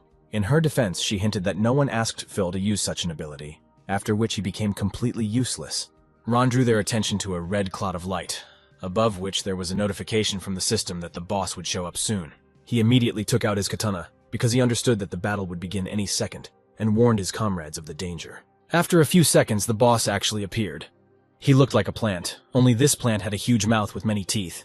It was called a corpse flower. Phil was happy and angry at the same time. He was going to teach this boss an excellent lesson, and was already starting to move towards him. But the main character and Mia, knowing how this would end, ordered him not to approach the boss, since he would be of no use in close combat. Phil did not understand what the problem was, and the main character explained that the side effect of Phil's ability was too strong, and it was better for him to fight at a distance. His comrades objected to this, saying that they specialize in close combat, and weapons and ammunition are not freely available since they are beginners. The main character reacted calmly to this, and said that he should have told him about this earlier, since he had something in stock. Tearing off his jacket, he showed that he had quite a serious arsenal, which should be enough for their needs in this battle. The guys were very surprised by his arsenal, and they stood rooted to the spot looking at him, unable to take their eyes off, because they had never seen anything like this. At this time, Maya was already fighting the boss and shooting at him, but of course this did not have much effect since there was not enough firepower. She noticed that her 3 comrades were now busy with absolute garbage, and asked them to help her, since she could not cope. While she was shouting this, shots from a machine gun and pistols were heard behind her. The guys decided what to take and began to attack the boss. The main character noted that it's good that now many people play computer shooters. Because of this, they could use weapons at the level of intuition. After a few minutes, Mia noticed that the boss was not losing any life at all, since they had been attacking for a long time, and his health points had not decreased. And this was strange. The main character suspected something bad about this. Mia showed that the health points dropped, but immediately returned to their place. There was a swamp zombie in one of the tentacles of this corpse flower, and from everything it turned out that it attacked everyone indiscriminately. As it turned out, the zombie was captured for a reason, and the boss threw him into his mouth, after which he swallowed him, and his health points again rose to 100. The main character quickly realized that the boss uses zombies as food, and at the same time drains their health points for himself, thus replenishing his supply. Mia was not very happy about the situation, and did not understand how they could fight in this case, to which Ron said that there was nothing wrong with that, and when the corpses ran out, the boss would not be able to restore his life. At that moment, one of the tentacles rushed towards Mia, and, since she did not notice it, grabbed her without hindrance. The main character, of course, was right that when the zombies run out, the monster stops replenishing health. But he didn't say that the monster would start eating the living. The guys realized that they could no longer hesitate and needed to save their partner. They furiously rushed to the attack, trying to make it in time. But the monster was in no hurry to eat her, but began to grab her legs with its tentacles, and one of them reached into the chest area, which the girls really didn't like, and she tried to shout to the guys. But now, Having seen the beautiful picture, these three brave warriors could not take their eyes off what was happening, and simply could not help her until they saw what would happen next. And when the monster stuck its tentacle under her t-shirt, she completely lost her composure because of the three perverts who were in no hurry to help her. She collected her thoughts and took out a pistol and shot off that damn tentacle that had been holding her all this time. Only she didn't calculate that if she cut it off, she would fall down from a great height, because this tentacle was holding her. Now she was afraid of falling to death. But the main character had seen enough of this, and this time decided to really help. He ran up and grabbed the girl in his arms, which prevented her from crashing. She thanked him, but for him it was a small thing. Several tentacles were flying in their direction, and Mia began to worry whether they would be able to dodge. But there was no need because the main character was excellent in the art of the sword, so he easily cut these tentacles without letting go of the girl's hands. The monster roared, because now he was really in pain, and he could not restore his health, which means something had to be done. Following the scream, a deafening sound was heard that swept throughout the entire dungeon, as it was very strong. This noise attack worked, and almost everyone in the group covered their ears as the noise was unbearable and felt like it would rupture their eardrums. However, Ron did not feel any damage as his level was clearly higher than the others. He prepared a charge on his sword and decided to attack immediately. He jumped on the spot in order to drive the sword deeper into the ground, because this was the most reasonable idea at that time. He did so, and when he landed, he stuck his sword into the ground and released an electrical discharge that spread across the surface. The plant received a powerful electric shock, from which it was immobilized for some time, which gave hope that this attack would be quite enough. At the end, when the discharge ended, the plant circled and began to creep to the ground, making it clear with its entire appearance that the battle was over. Ron knew that this monster was only a second level, and he didn't need to use his full strength to destroy it, so he sheathed his sword. But he did not notice that the monster was still alive, and he was gradually recovering from such a powerful attack. Eventually the plant rose up, and the system notified that the boss was angry, and therefore evolved and became stronger. Phil liked this news because he understood that after defeating such a boss, they would receive good rewards. But Tim was not sure if they could win. The main character had a misunderstanding of the situation, since he knew that the conduction of current was a strong attack. But despite this, the boss was for some reason almost unharmed.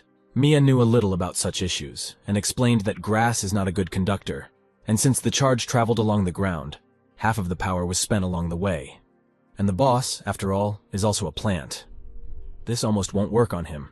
The main character didn't like the fact that she said this after he made the attack, so he gave her a click. The monster began to spit poison, quite large projectiles that flew at the players like large bullets. The main character reacted and dodged this unexpected attack. He noticed that after the evolution, the boss had new abilities and attacks. The poison flew past, missing its target, and landed straight on a tree standing behind, and it immediately began to melt. The main character immediately realized that things were bad for them, and these poisonous bullets were very dangerous. He turned to the guys from the group and warned them of the danger. But it was, to put it mildly, already too late. The two partners stood covered from head to toe in poison, and the guy could not understand how they got caught like that. The plaintive voice of Mia was heard behind him, asking for help. The main character looked around, assuming the worst option. When he turned around, he saw that the clothes on Mia's body began to quickly melt and disappear, while the poison seemed harmless to the body. Literally a few seconds later, an almost completely naked girl stood in front of the main character, who was clearly not happy with this outcome. Ron quickly took off his jacket and, like a true gentleman, offered it to his partner so she could cover her body. A familiar sound was heard from behind. The monster again fired a volley of poisonous bullets, and they flew straight at the two. The main character turned around and with one movement of his sword was able to destroy all three bullets, which was a pretty good move. However, this method was not very effective, since although the guy's sword skills were good, it was impossible to stop such large lumps of liquid with a thin sword, and naturally some of the poison would fall on the reflector. While the main character was racking his brain on how to defeat this monster, Phil's voice came from behind and came up with something. He explained that in real life he is a chemistry teacher and is good at it, so he has the skill of synthesis. The essence of this skill was simple. He could create new objects using two parts of something, which was not so useful since he could do it himself. Phil said that he had gasoline and fabric, and if he used his synthesis, he would get a flammable mixture. After he used the skill, the result was a Molotov cocktail, quite popular in games, but insanely effective. Taking the bottle in his hands, the main character said that Phil simply combined two objects, and he himself is capable of this. The Molotov cocktail was a great idea, since the electric shock had no effect, and now we'll have to try to burn it off to see if it works. And with these thoughts, he threw this jar straight into the monster's face. He could only hope that it would help. the bottle broke on impact and the monster was engulfed in flames. This time it was clear that he didn't like it at all and was actually dying. After a few minutes, the boss of this level burned out, which was confirmed by the system, and that they were now entitled to a reward for killing the boss. An unusual chest appeared in front of each player, and this made them very happy, since this dungeon was not easy. Phil was the first to open the chest and took out his reward. It turned out to be a can of protein, which increases stamina, and now he could use his skill longer. Tim received iron armor, which also had effects, one of which was bullet resistance. That is, it was impossible to penetrate it with a bullet. Maya took out a skill book from the chest, the effect of which was the headshot skill, after using which her strength would increase by 300%. Ron was the last of the company to open the chest. He sat down and slowly lifted the lid. He was wondering what reward he would receive. Looking into the chest, he became embarrassed as if there was nothing there. But a bright light came from the chest. The rest were also interested in what the main character received, and when they saw it, they were surprised and thought that this was the best reward. Contrary to all the expectations of the protagonist, his reward turned out to be an egg, and even the system did not know whose it was, but gave a hint that something would hatch from it. 3 days have passed since that moment. The settlement expanded more and more, and has already begun to go beyond the old territory. More new players appeared in the game, and now all players could receive statuses. They received this opportunity for advancing in the game. For old players, this was great news, as they had been waiting for this moment for a long time, and now the system will evaluate them. The new player noticed Mia and ran up to her joyfully. He wanted to ask her for tips on how to level up at the start of the game. She reacted calmly to this, and since she remembered how strong zombies were, especially at the start of the game, she advised cutting down trees and plowing the land, that is, everything she did herself. As it turned out, this guy was a fan of hers and had never seen her live, but now she gave him advice, and he decided to keep up with his idol and got to work. The old players were quietly working in the garden and were in no hurry. After completing this task, they were going to buy better garden tools and equipment. In the main office of the settlement, the main character sat and Chloe told him about the news. She said that the new people were working even harder than the old ones. The main character liked this because he didn't have to worry about expanding the shelter, and now this process happened automatically. However, Chloe said that not everything is so good, because there are already too many people. They have an oversupply of labor, and they need to think about new bases. The main character understood this perfectly well, but from the player's point of view, because if they are always in the same shelter, sooner or later they will get tired of it, and new points are simply necessary. In this case, the guy asked the girl if there were any territories near their headquarters, to which she said that there were some, but they were occupied by zombies. However, there was one problem.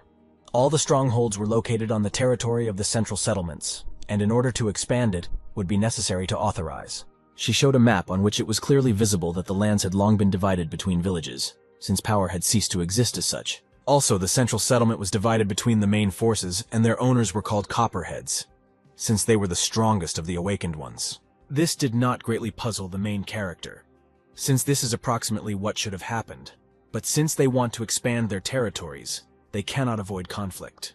At that moment, Erica ran into the room and brought bad news. A group had arrived from the central settlement to collect taxes.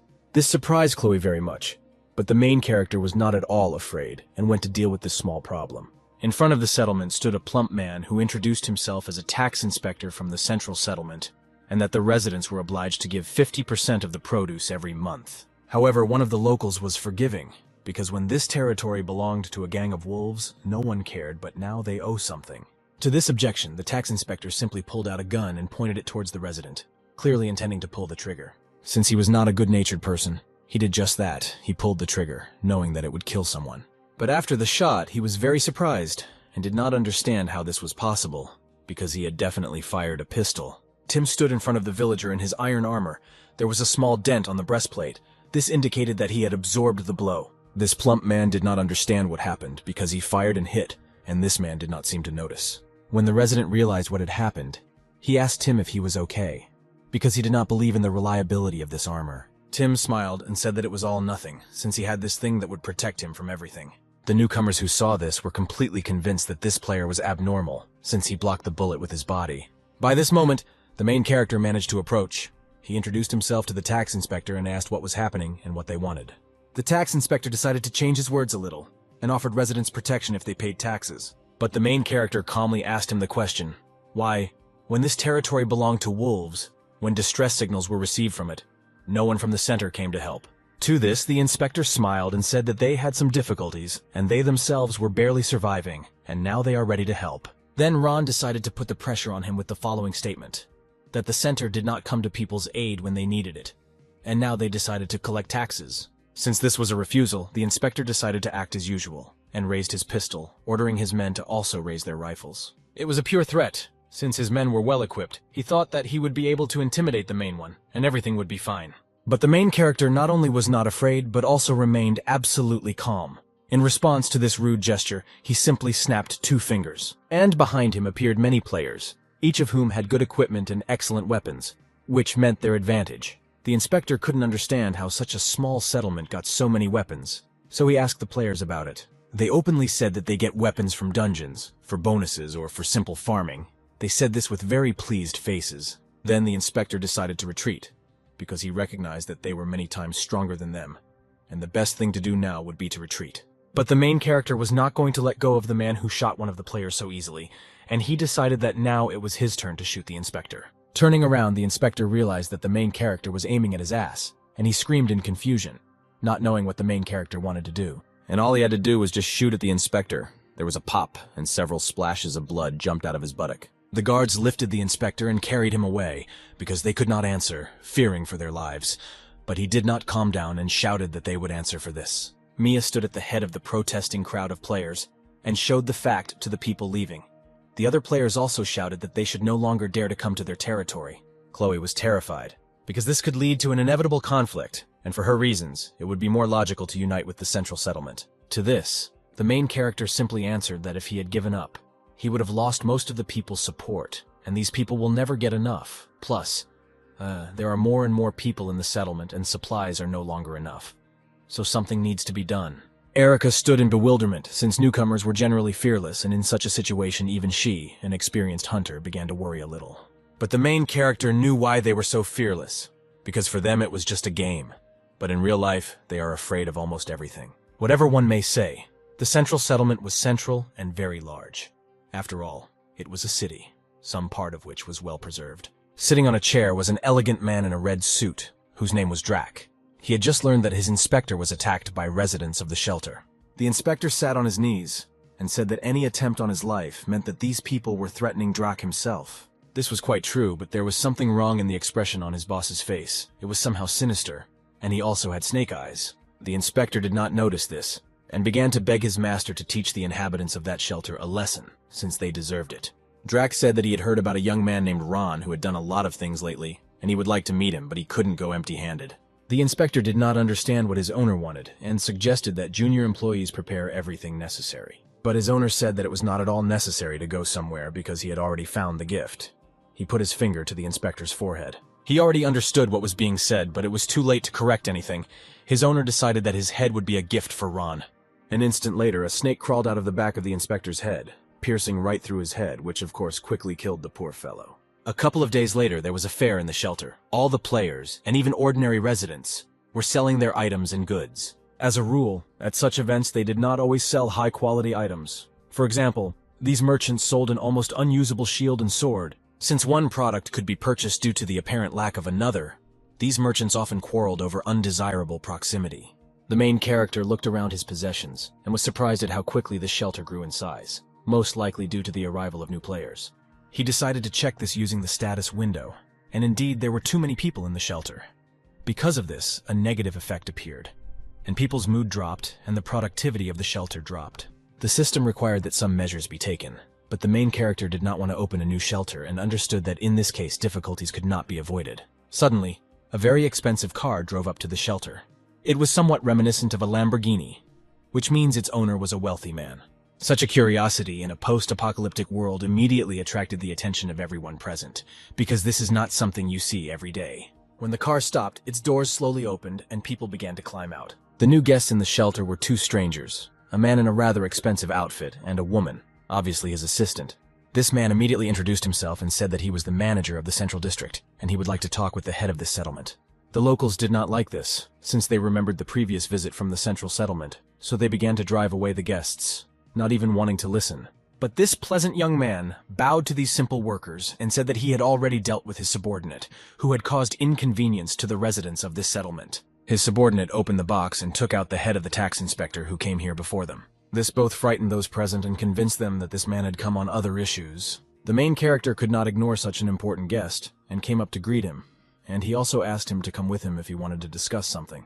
Drac was struck by the appearance of his interlocutor. This showed him to be a true connoisseur of style, and he agreed to go into the office. But before he left, he told his subordinate to guard the entrance, and if anything went wrong, she was sure to report it. The two entered a spacious room, in the center of which there was a table and many chairs. This was the main hall of the shelter. The subordinate of the head of the central region obediently took a position near the entrance. She looked rather serious. 3 players began to discuss it, because for them it was a new NPC character, and Mia was surprised at how well it was worked out. And they also had a guess that a secret quest might appear. Mia realized that the other players were afraid to start a dialogue with this girl and decided to start first in order to set an example for the guys. But as soon as she wanted to move in her direction, she was stopped by Rex, who did not like this idea, and he warned her not to mess with this girl. But this did not stop Mia.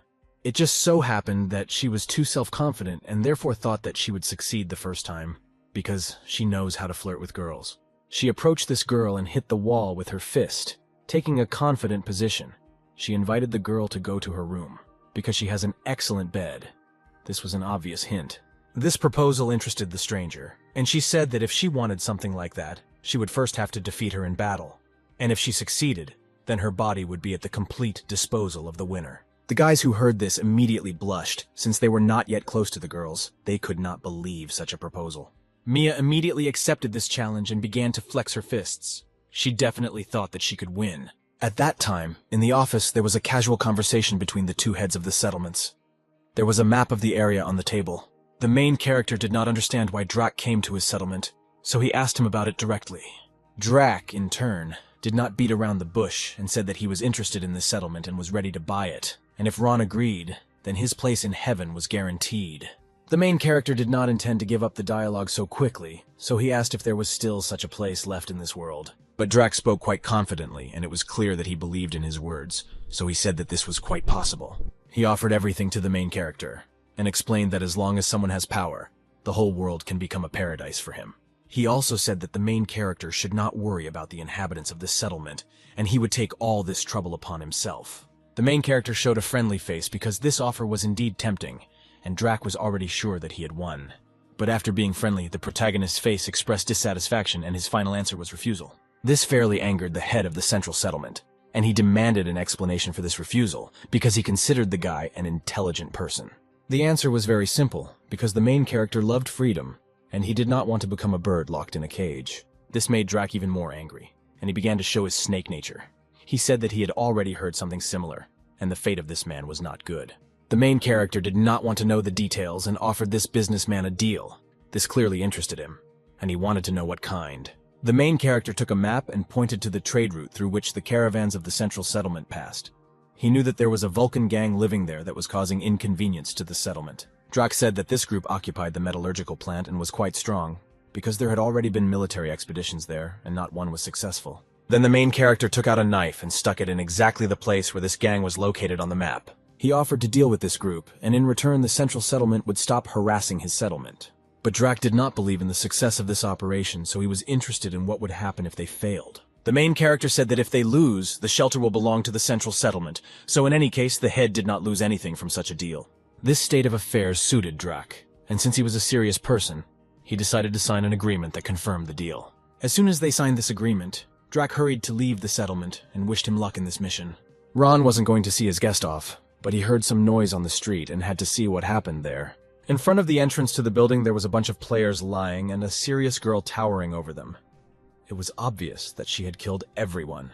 Drac was stunned by the girl's behavior and decided to find out what happened, to which she replied that they were just playing. With this picture in mind, Drac decided to gloat a little and said that the skills of Ron's subordinates were not very good, and they could not withstand the onslaught of the Vulcan gang. But this did not affect the main character in any way, and he replied that they are like a bunch of stray dogs. If they want to eat, they will break any bones. On such a pleasant note, the guests got into the car and left the settlement, and the main character watched them and was surprised at the strength of this girl.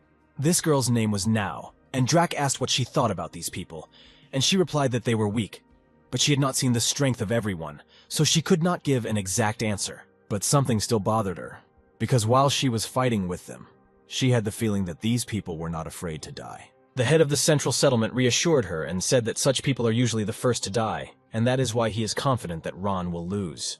Meanwhile, the players who were taken down by now began to come to their senses and began to wonder if they were being too reckless. The main character decided to make an announcement and said that a time-limited event had begun in the game, which was called Defeat the Vulcan Gang.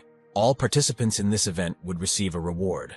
For all the players, this was both good and not so good news. Phil decided to find out what the difference between this event and the dungeon was. The main character explained to the players that in this event, enemies do not respawn, and for each they will receive points, and for every 3 enemies killed, special rewards. After he finished talking about the awards, Mia immediately moved forward to perform the event. The main character decided to ask her where she was going, because he had not yet finished talking about this event. She was as enthusiastic as usual and said that whoever comes first will receive the main rewards, so she goes first. Even in such a simple situation, she was able to distinguish herself, and the main character showed her that the gang was on the other side. Erica approached the main character. She was clearly worried. She knew about the contract. But the Vulcan gang was much stronger than the wolves, and she was worried about the guys. Even realizing that this was actually the case, the main character was confident that they would cope, and Erica did not understand where such confidence came from. And the main character decided to explain to her why these people would cope with such a task, even if it was more difficult. After all, they were more like the 4 elements of disaster for this world than ordinary hunters or bandits. In the small hut, dissatisfied cries of men were heard. They demanded that the residents move out of the house, since it was time to pay for protection. The woman sat on her knees and held a handful of crystals in her hands and asked to take them all as payment. But the man was offended by such a gesture, and he decided that she mistook them for some beggars and knocked the crystals out of her hands. Another bandit took out a can of gasoline, opened it, and began to pour the contents. It was obvious why he was doing this. He began to pour gasoline on the woman's little daughter, who was holding her teddy bear in her hands. She was crying because she was scared. This soulless man lit a lighter and demanded that the woman tell where she kept the jewelry, otherwise she would watch her daughter burn. The woman realized that the worst was about to happen. She fell face down on the floor, bowing and praying that they would let her daughter go, because they really had nothing. But this angered the bandit even more, as he was sure that the woman did not want to tell the truth, so he ordered action. The woman raised her face. She screamed and begged the bandits not to do this because it was too cruel even for this world. But these pleas did not reach the ears of these inhuman people, and the bandit, smiling mockingly, let go of the lighter. The girl closed her eyes so as not to see this. She squeezed the bear even tighter and called her mother for help. Suddenly a hand appeared and grabbed the lighter above the girl's head. The bandits could not have expected this. The one who saved the girl was the main character. He carelessly brought the lighter to the cigarette and lit it, asking if these 2 were from the Vulcan gang.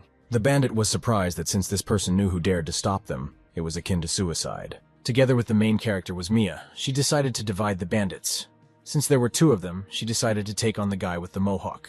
He was definitely offended by her comment about her hair, and without hesitation he pulled out a flamethrower. Flames began to rapidly fly towards the girl, which was quite dangerous for a person, since it could burn him alive. Mia was engulfed in flames and completely consumed her.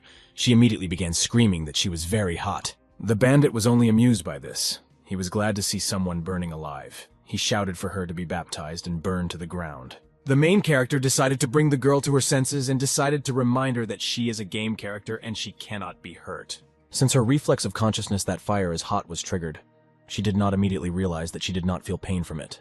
At that moment, the bandit began to back away, since his only weapon was useless against her, and this frightened him. Then the girl, engulfed in flames, rushed towards the bandit. She was determined to strike him, and she succeeded. Having quickly accelerated, she hit him in the face with all her might, causing him to fly back. Only since she was engulfed in flames, after the blow it spread to the bandit, and he began to burn alive. The second bandit realized that they could not win, since their comrade had already died. He said that even if he was killed, the Vulcan gang would not calm down. But he didn't know what these people were thinking. But the main character explained to him that he would not kill him.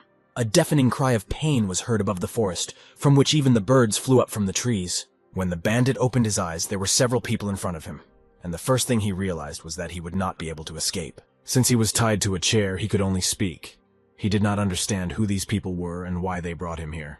The main character put on a straight face and said that they needed information about the Vulcan gang, and if he cooperated, no harm would come to him. The bandit's answer was categorical. He was offended. While his master was protecting him, he was not afraid. At least that's what he said.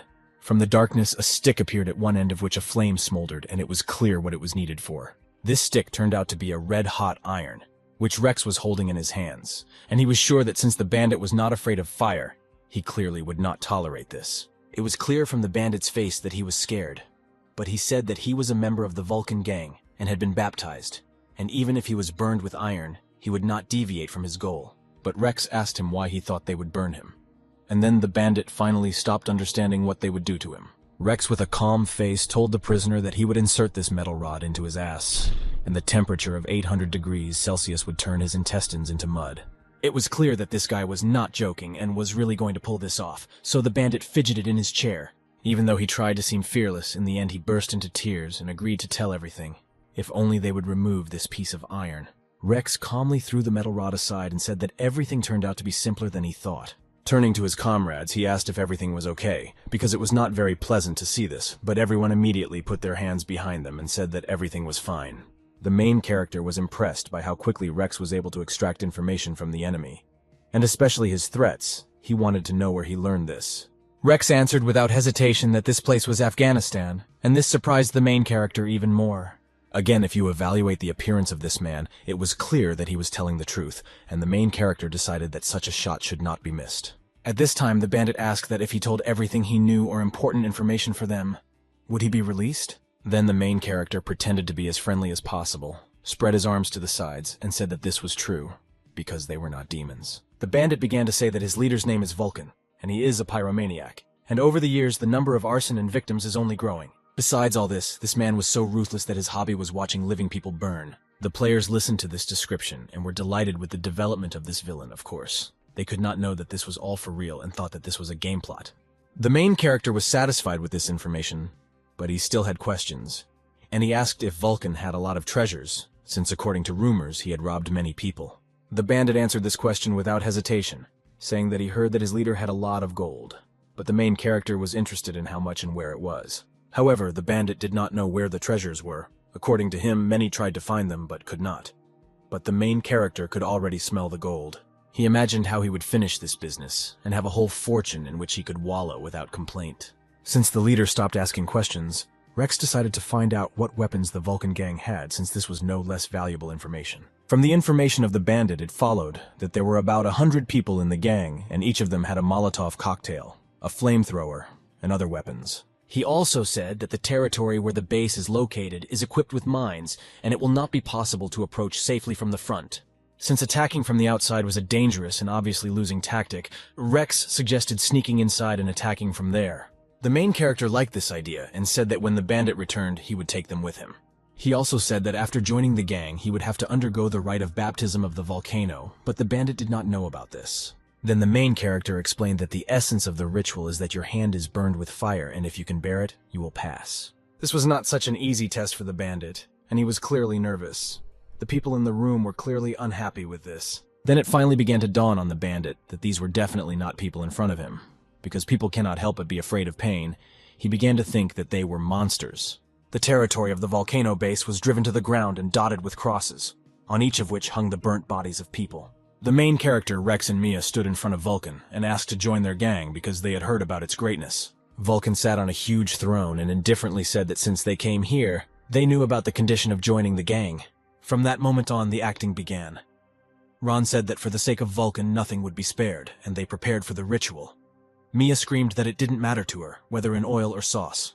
The leader liked this enthusiasm, and he said that there were 3 of them, and they needed to choose which of them would start the test first. The main character volunteered to go through this test first, but since he was not a player, he felt the pain differently, so he came up with a different method. He walked up to the table and without hesitation placed his hand on it, thereby showing his readiness. The bandit standing nearby was holding a flamethrower in his hands. He was sure that the new guys would fail, since not everyone was able to pass such a test. Without waiting for long, he pulled the trigger, and a stream of flame flew out of the flamethrower. The essence of this test was to endure severe pain, so you voluntarily put your hand up and they began to burn it with fire. However, the main character was a little hesitant before starting the test, since he was human and thought that it would hurt, but he was not hot.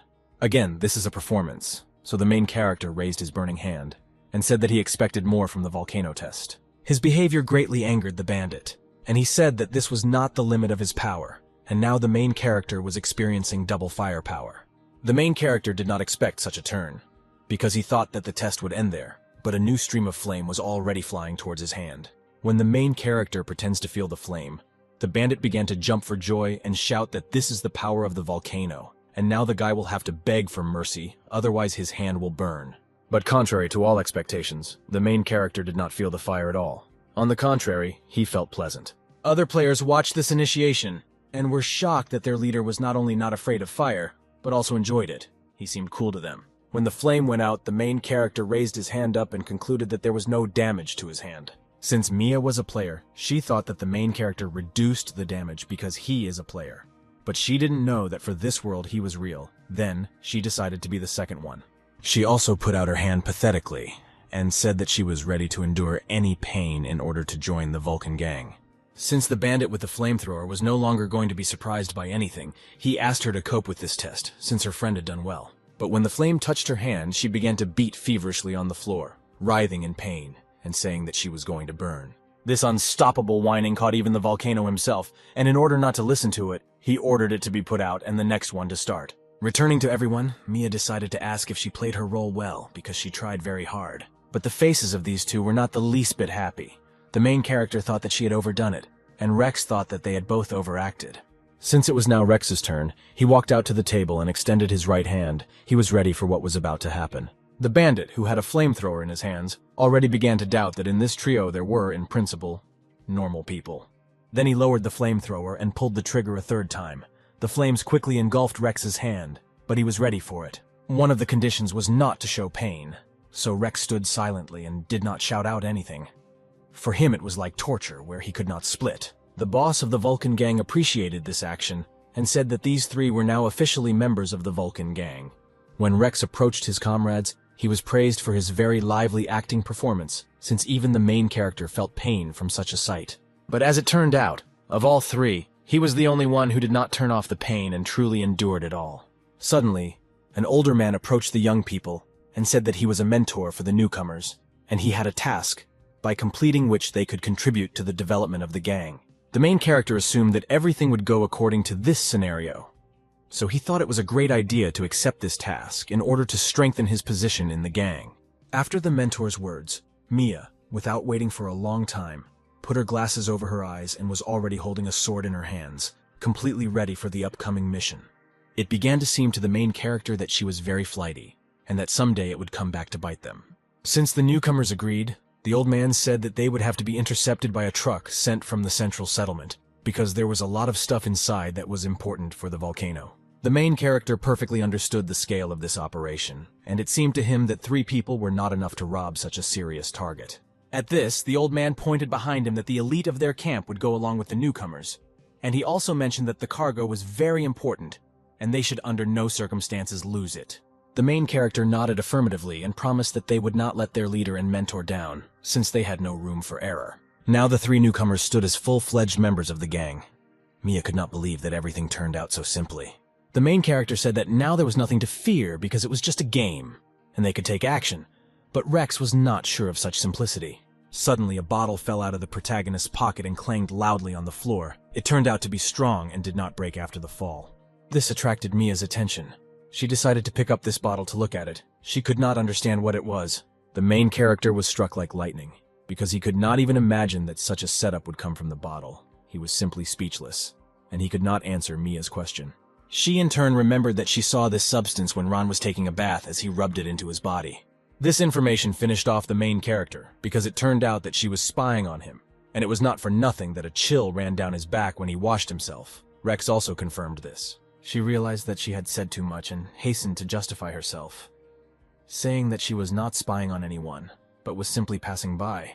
The main character took the jar and said that it was sunscreen, but the girl didn't believe it and decided that he was taking her for a fool. But in order for her to leave him behind, the main character said that this thing increases attributes, and it worked. Only she wanted to smear herself too. The guy pressed the jar to his chest with all his appearance, showing that it was very valuable to him, and said that it was expensive. It was a fire-resistant cream, because the main character could not reduce the level of pain like the players. He had to improvise. A group of guys approached the newcomers. One of them congratulated the first on joining, and introduced himself. saying that his group had joined a little earlier. The main character realized that in order not to reveal their plans, they needed to win back the gang members, and he asked the guy if he would recommend anything.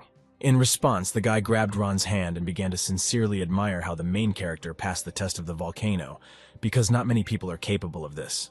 In order not to offend such a fanatical character, the main character decided to say that everything he does is for the glory of the volcano.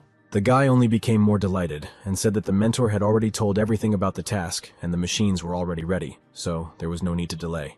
After some time, 3 cars drove out into the wasteland, one of which contained the main character and his team. The retreating cars were watched by the head of the Vulcan gang and mentor. Vulcan was almost sure that the newcomers were spies from Drac. The mentor said that he assumed this, so on their first mission he sent them to attack the Drac caravan. Vulcan clenched his hand, and a fire lit up in his fist. He promised himself that if they betrayed his gang, he would torture them with fire until they died. A few hours later, the group sent on the mission arrived at the transfer point. According to information, this was the right place. All members of the group sat at the table and were served a signature dish, which the older comrade ordered. It was noodles with ox's eyes. He sat and beamed with joy, also called this dish the pinnacle of cooking and wanted beginners to try it too. But they, seeing such culinary delights for the first time, decided that he should eat it first and they would eat it later, if the appetite came. The elder ate this dish on both cheeks and said that the pass is a checkpoint through which all caravans pass, and their goal should arrive soon. The main character decided to assess the situation and said that the caravan would probably be guarded, and if a firefight broke out, they would lose their advantage. The elder reacted to this easily. He smiled and put his chopsticks on the table. He said that he had already ordered that the road be mined, and this would help them attack suddenly. Rex held one of these mines in his hands and examined it. Then he began to name its characteristics and was able to name every single one. This greatly surprised the elder because there were few such experts, and he decided that Rex would help him calm down the idiots of their settlement. At that moment, an armored vehicle began to slowly drive into the territory of the transshipment point, and people began to run away in panic. This was the long-awaited caravan. The main character and Rex watched this machine and were surprised how strong it was, because this could complicate their task. While they were watching this, a boy ran out onto the road and his ball jumped out. He did not pay attention to the approaching transport. The boy's mother was horrified when she saw where her son was, but she was too far away to help him. Having picked up his ball, the boy finally noticed the car. But it was too late, and he could not move from his place, but only helplessly called for his mother. At the last moment, he was saved by Mia, who took a running jump, which allowed him to quickly cover the required distance. The transport began to slow down and turned into the place where there was a stall in which the main character and Rex were located. Because when the car drove up to this stall, it hit him a little. The owner almost started to go hysterical, since that was all he had. Several people got out of the car. A fit man stood in the center. He asked whose child it was, because he could stain the car with his blood.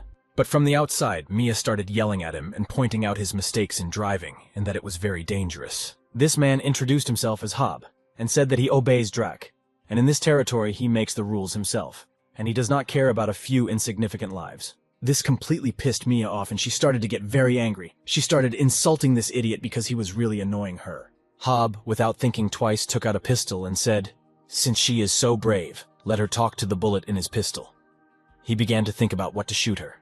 At this time, the main character came up to Mia and hugged her. He said that this is his girlfriend and she is a little weak in mind, and as an apology he will cover the cost of food. This made Mia both angry and blushing, because she was called a girl, but the main character asked her to calm down and not aggravate the situation. Hob put the gun away and said that he was in a good mood today, so he would forgive this trick. He was also pleased with the idea of free food.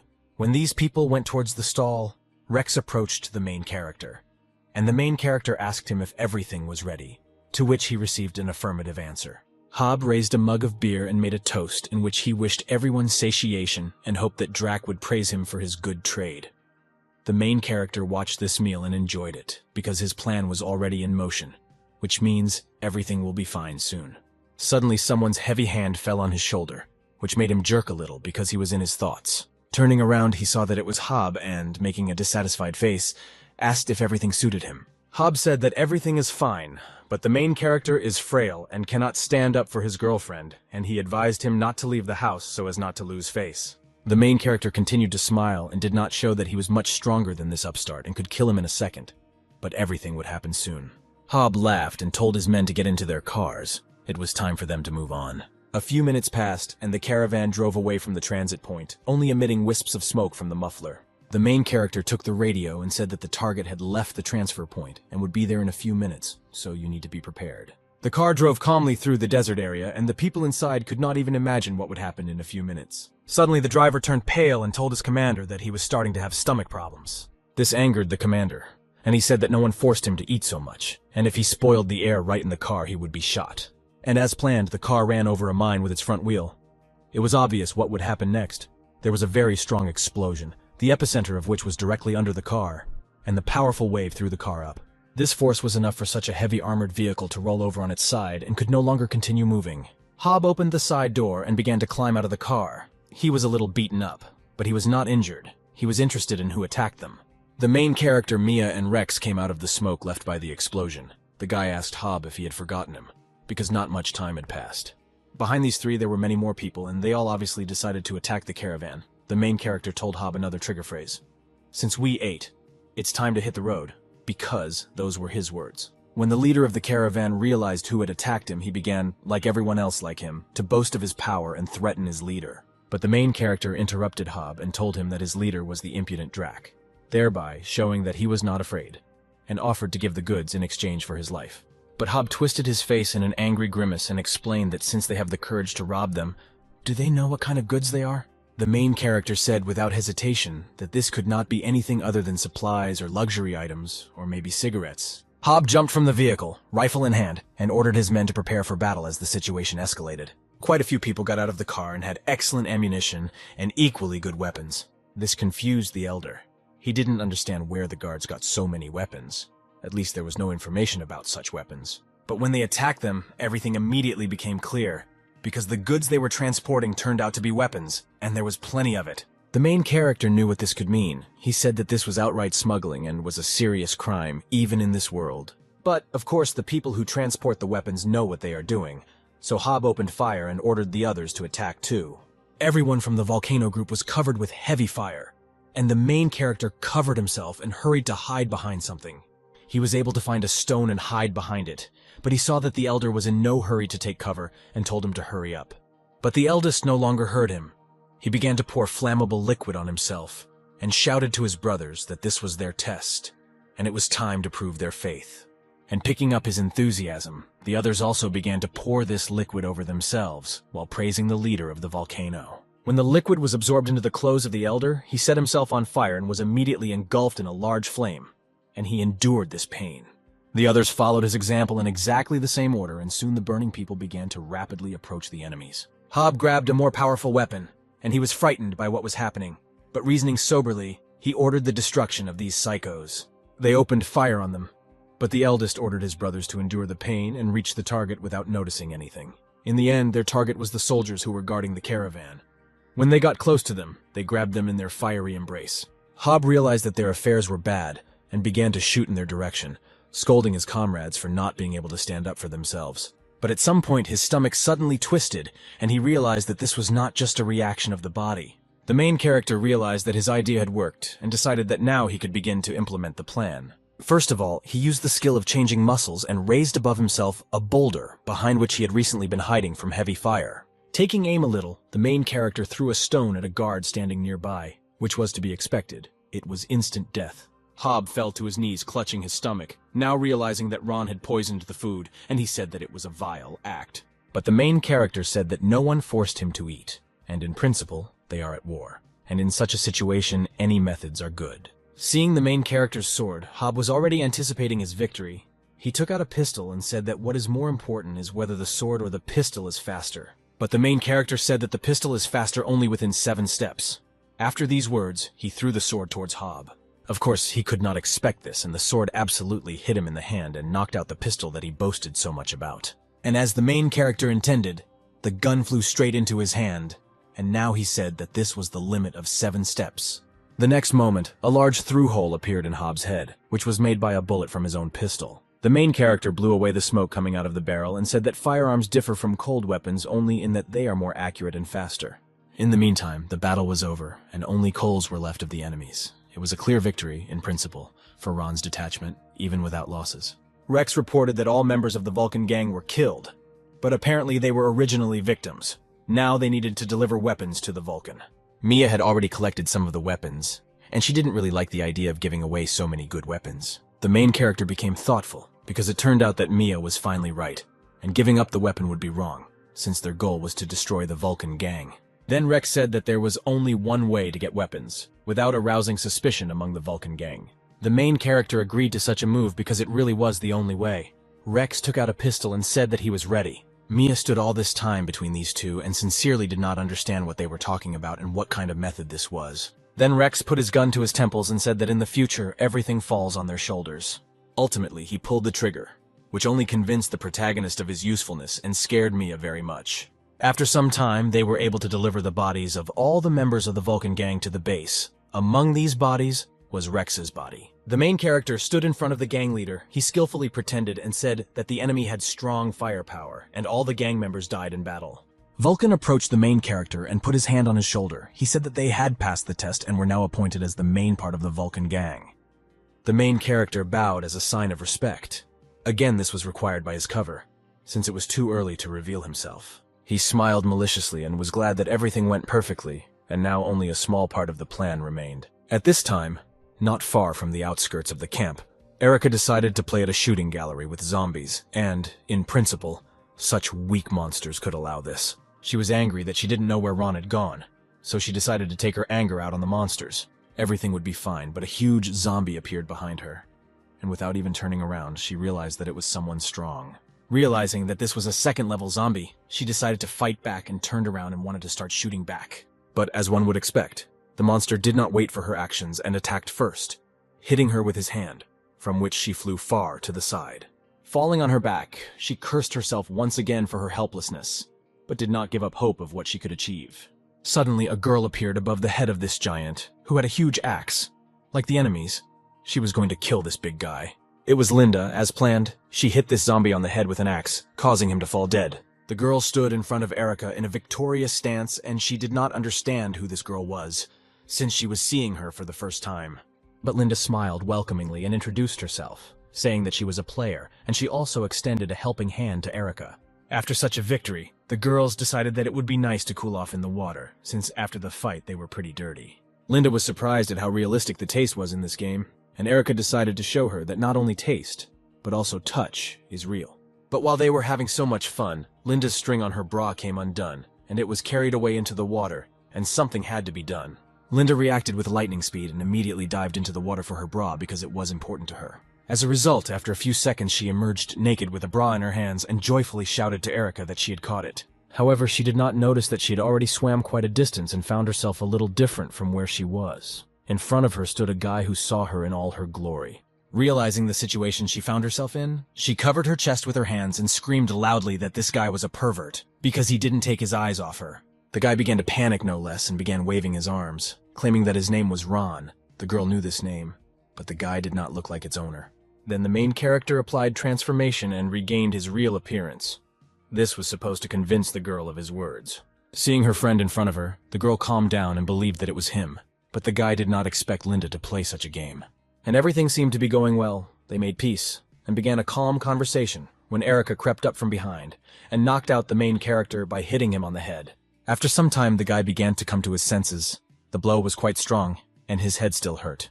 Two girls were sitting before his eyes. When his mind began to return, he decided to find out what happened, since he had just seen his grandmother, who was calling him to the other side of the bridge. Sitting nearby was Erica, who had long ago realized what she had done and peacefully asked for forgiveness, because she had simply confused Ron with a pervert. But the main character had finally regained his common sense and blurted out that if he were a pervert, he would never have attacked Erica.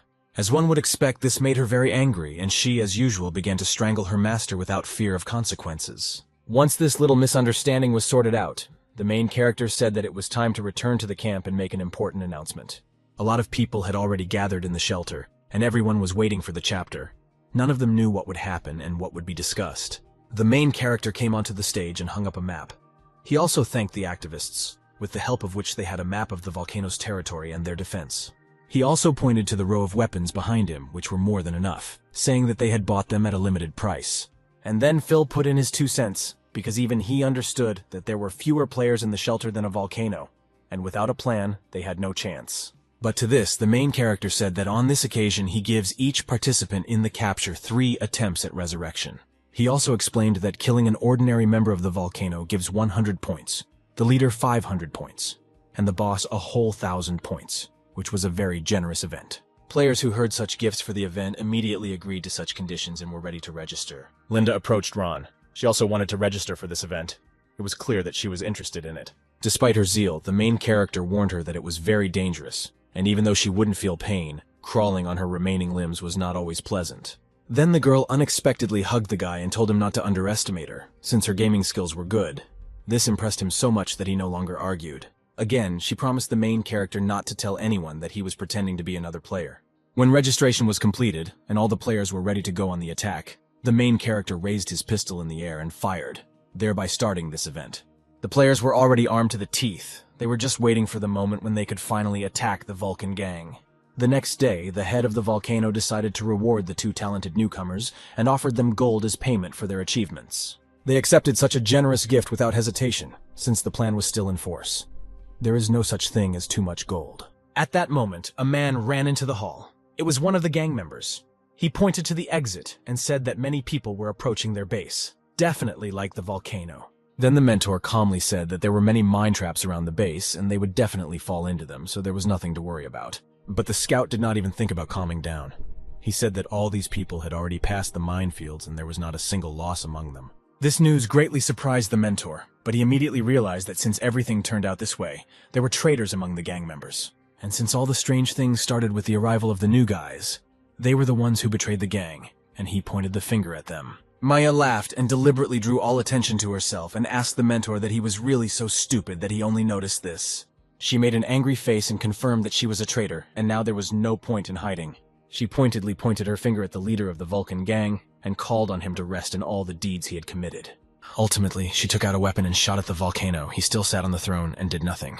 But the main character jumped in front of him and caught the bullet with his body. He pathetically said that he would protect the head, and at the moment when he had not yet landed, he pulled out a pistol and shot back right at Mia. The bullet hit the girl in the chest, and she, already half dead, began to fall to the floor. Of course, this whole scene was part of the plan. She fell to the floor and began shouting at the main character that if he helps the enemy, then he himself is not far from him. Afterwards, she turned over on her stomach and began to bleed something out, saying that her comrades would not forget this and would come. The main character approached her, stood naked on her, and pulled the trigger several more times. Of course, he could not have done this. She would have died anyway, but she was causing too much drama, which was unnecessary. When she finally fell silent, the main character turned to the head and said that it was his fault, and he did not keep an eye on this girl. So in order to atone for his guilt, he wanted to go into battle. But the head put his hand on his shoulder and said that the guy had already shown himself very well, because he protected him regardless of his own safety. So Vulcan invited him to rest and heal his wounds. Several people appeared from the depths of the hall. They were carrying a huge hammer, which Vulcan was wielding. The head took it in his hands and the hammer began to burn with flame. Obviously, it was not a simple weapon. Vulcan ordered his people to move forward and fight the imposter. The mentor warned the head that this could be dangerous, and that there were still traitors, to which he became angry and grabbed him by the collar. Vulcan said that the mentor did not understand anything and was acting like an ungrateful coward, and with these words he threw him aside. But when Vulcan left, the mentor said that people like him usually die first, and after the battle they will see who was right. The main character sat opposite and told him that he would die anyway, regardless of the outcome of the battle. The mentor did not understand why on earth he would die, because he had done nothing wrong, and he wanted the main character to explain his words. The guy explained that Vulcan would kill him in any case because if he loses it turns out the mentor was right, and if he wins, then the mentor lied to him. These words made sense because Vulcan was a cruel person, so the mentor did not know what to do and asked for advice. The main character put his hand on him and offered to rob Vulcan and divide everything equally and then go home. Two groups of people stood opposite each other. A big battle was about to begin, and they were waiting for orders. Vulcan said that these people were too few to defeat the Vulcan gang and offered his fighters 3 crystals for each killed. And after his words, a massacre began. A large bunch of people began to kill each other. Everything was involved there. Edged weapons and firearms. Linda also participated in this battle and without much difficulty killed the enemies one by one. She still didn't understand how this game could be so real because she killed and saw the insides of her enemies. Suddenly a sword pierced her chest. One bandit lurked behind and attacked her from behind, and this attack worked, which he was glad about, because the girl was strong. But when she was supposed to die, something went wrong and the bandit did not immediately understand what was happening, because usually this did not happen. The girl was engulfed by a greenish light, and she began to come to her senses. The bandits did not understand how this was possible. Linda came to life and was ready to kill her enemies again. The bandits began to realize that they were not dealing with ordinary people. For some reason, they were resurrected. Then the bandits noticed Rex, who very quickly made bags of meat out of his enemies, and it was noticeable that he was a pro in his business. Mia was also there. She was shooting at the bandits with great passion and felt some kind of pleasure from it. For the bandits, these two were a shock, because they personally saw that they were dead, and now they are alive and fighting against them. Chaos began on the battlefield, and the head of the Vulcan gang himself stepped onto the stage, because he was tired of looking at it, and he furiously hit the ground with his hammer. The main character and the mentor stood in front of a safe, the doors of which were really large.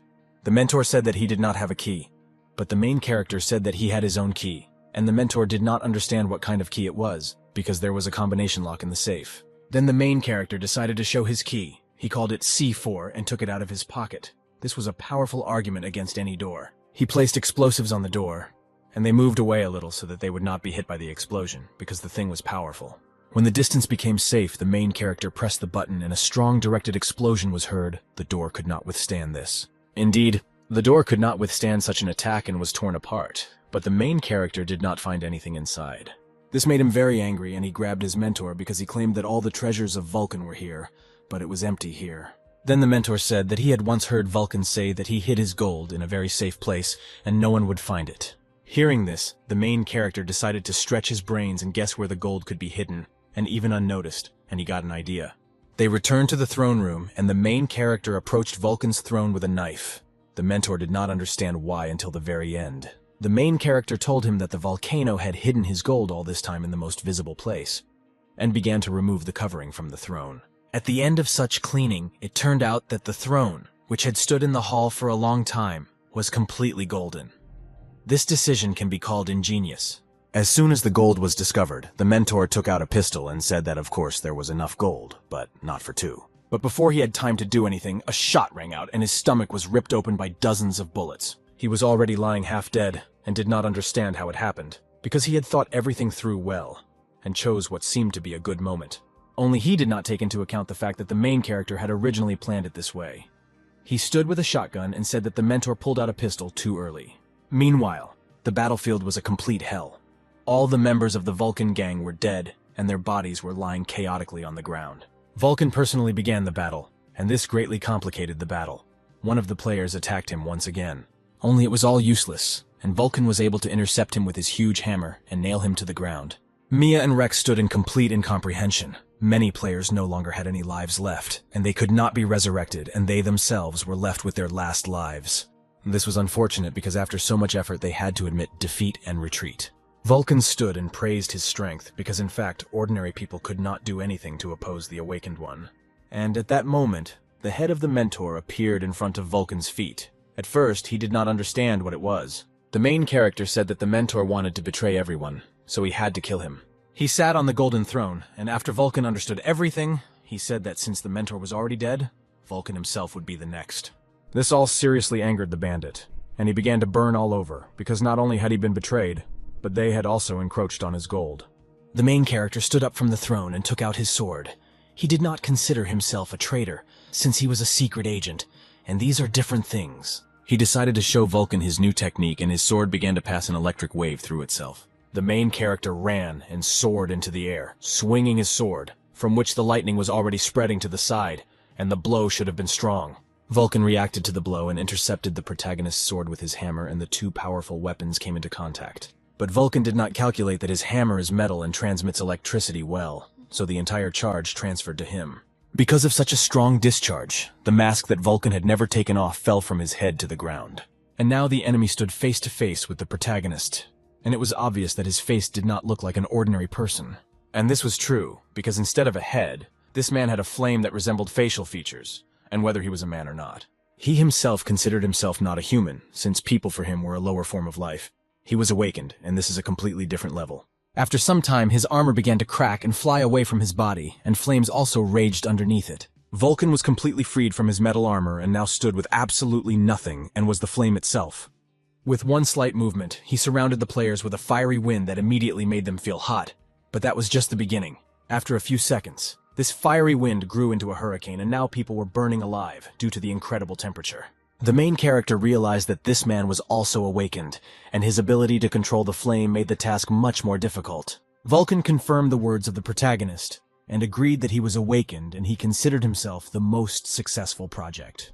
And once all the information was said, he attacked the main character with flames. It was definitely stronger than that of a flamethrower. Mia was very worried, because even she understood that no one would survive such a direct attack, not even the strong guy, but Rex reassured her, because the main character is not so easy to kill. The flame completely consumed the main character, and it seemed that he had no chance of survival. But Vulcan said that his flame was invincible, and if it disappeared, everything would disappear. But not even a few seconds had passed before the main character emerged from the flames unharmed.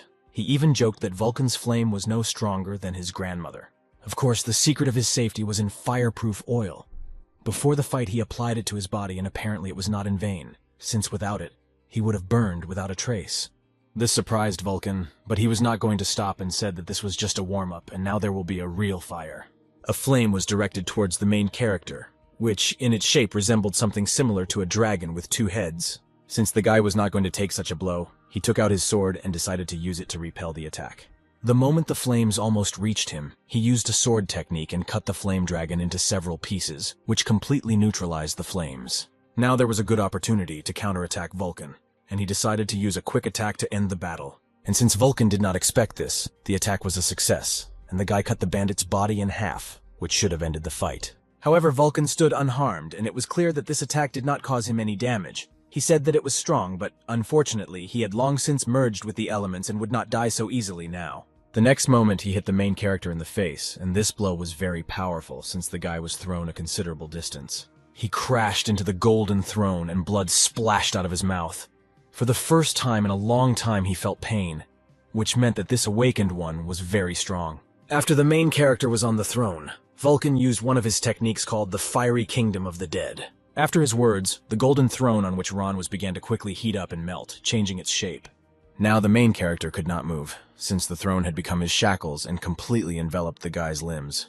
Vulcan said that since he cannot burn the main character, he simply immobilizes him so that he does not escape.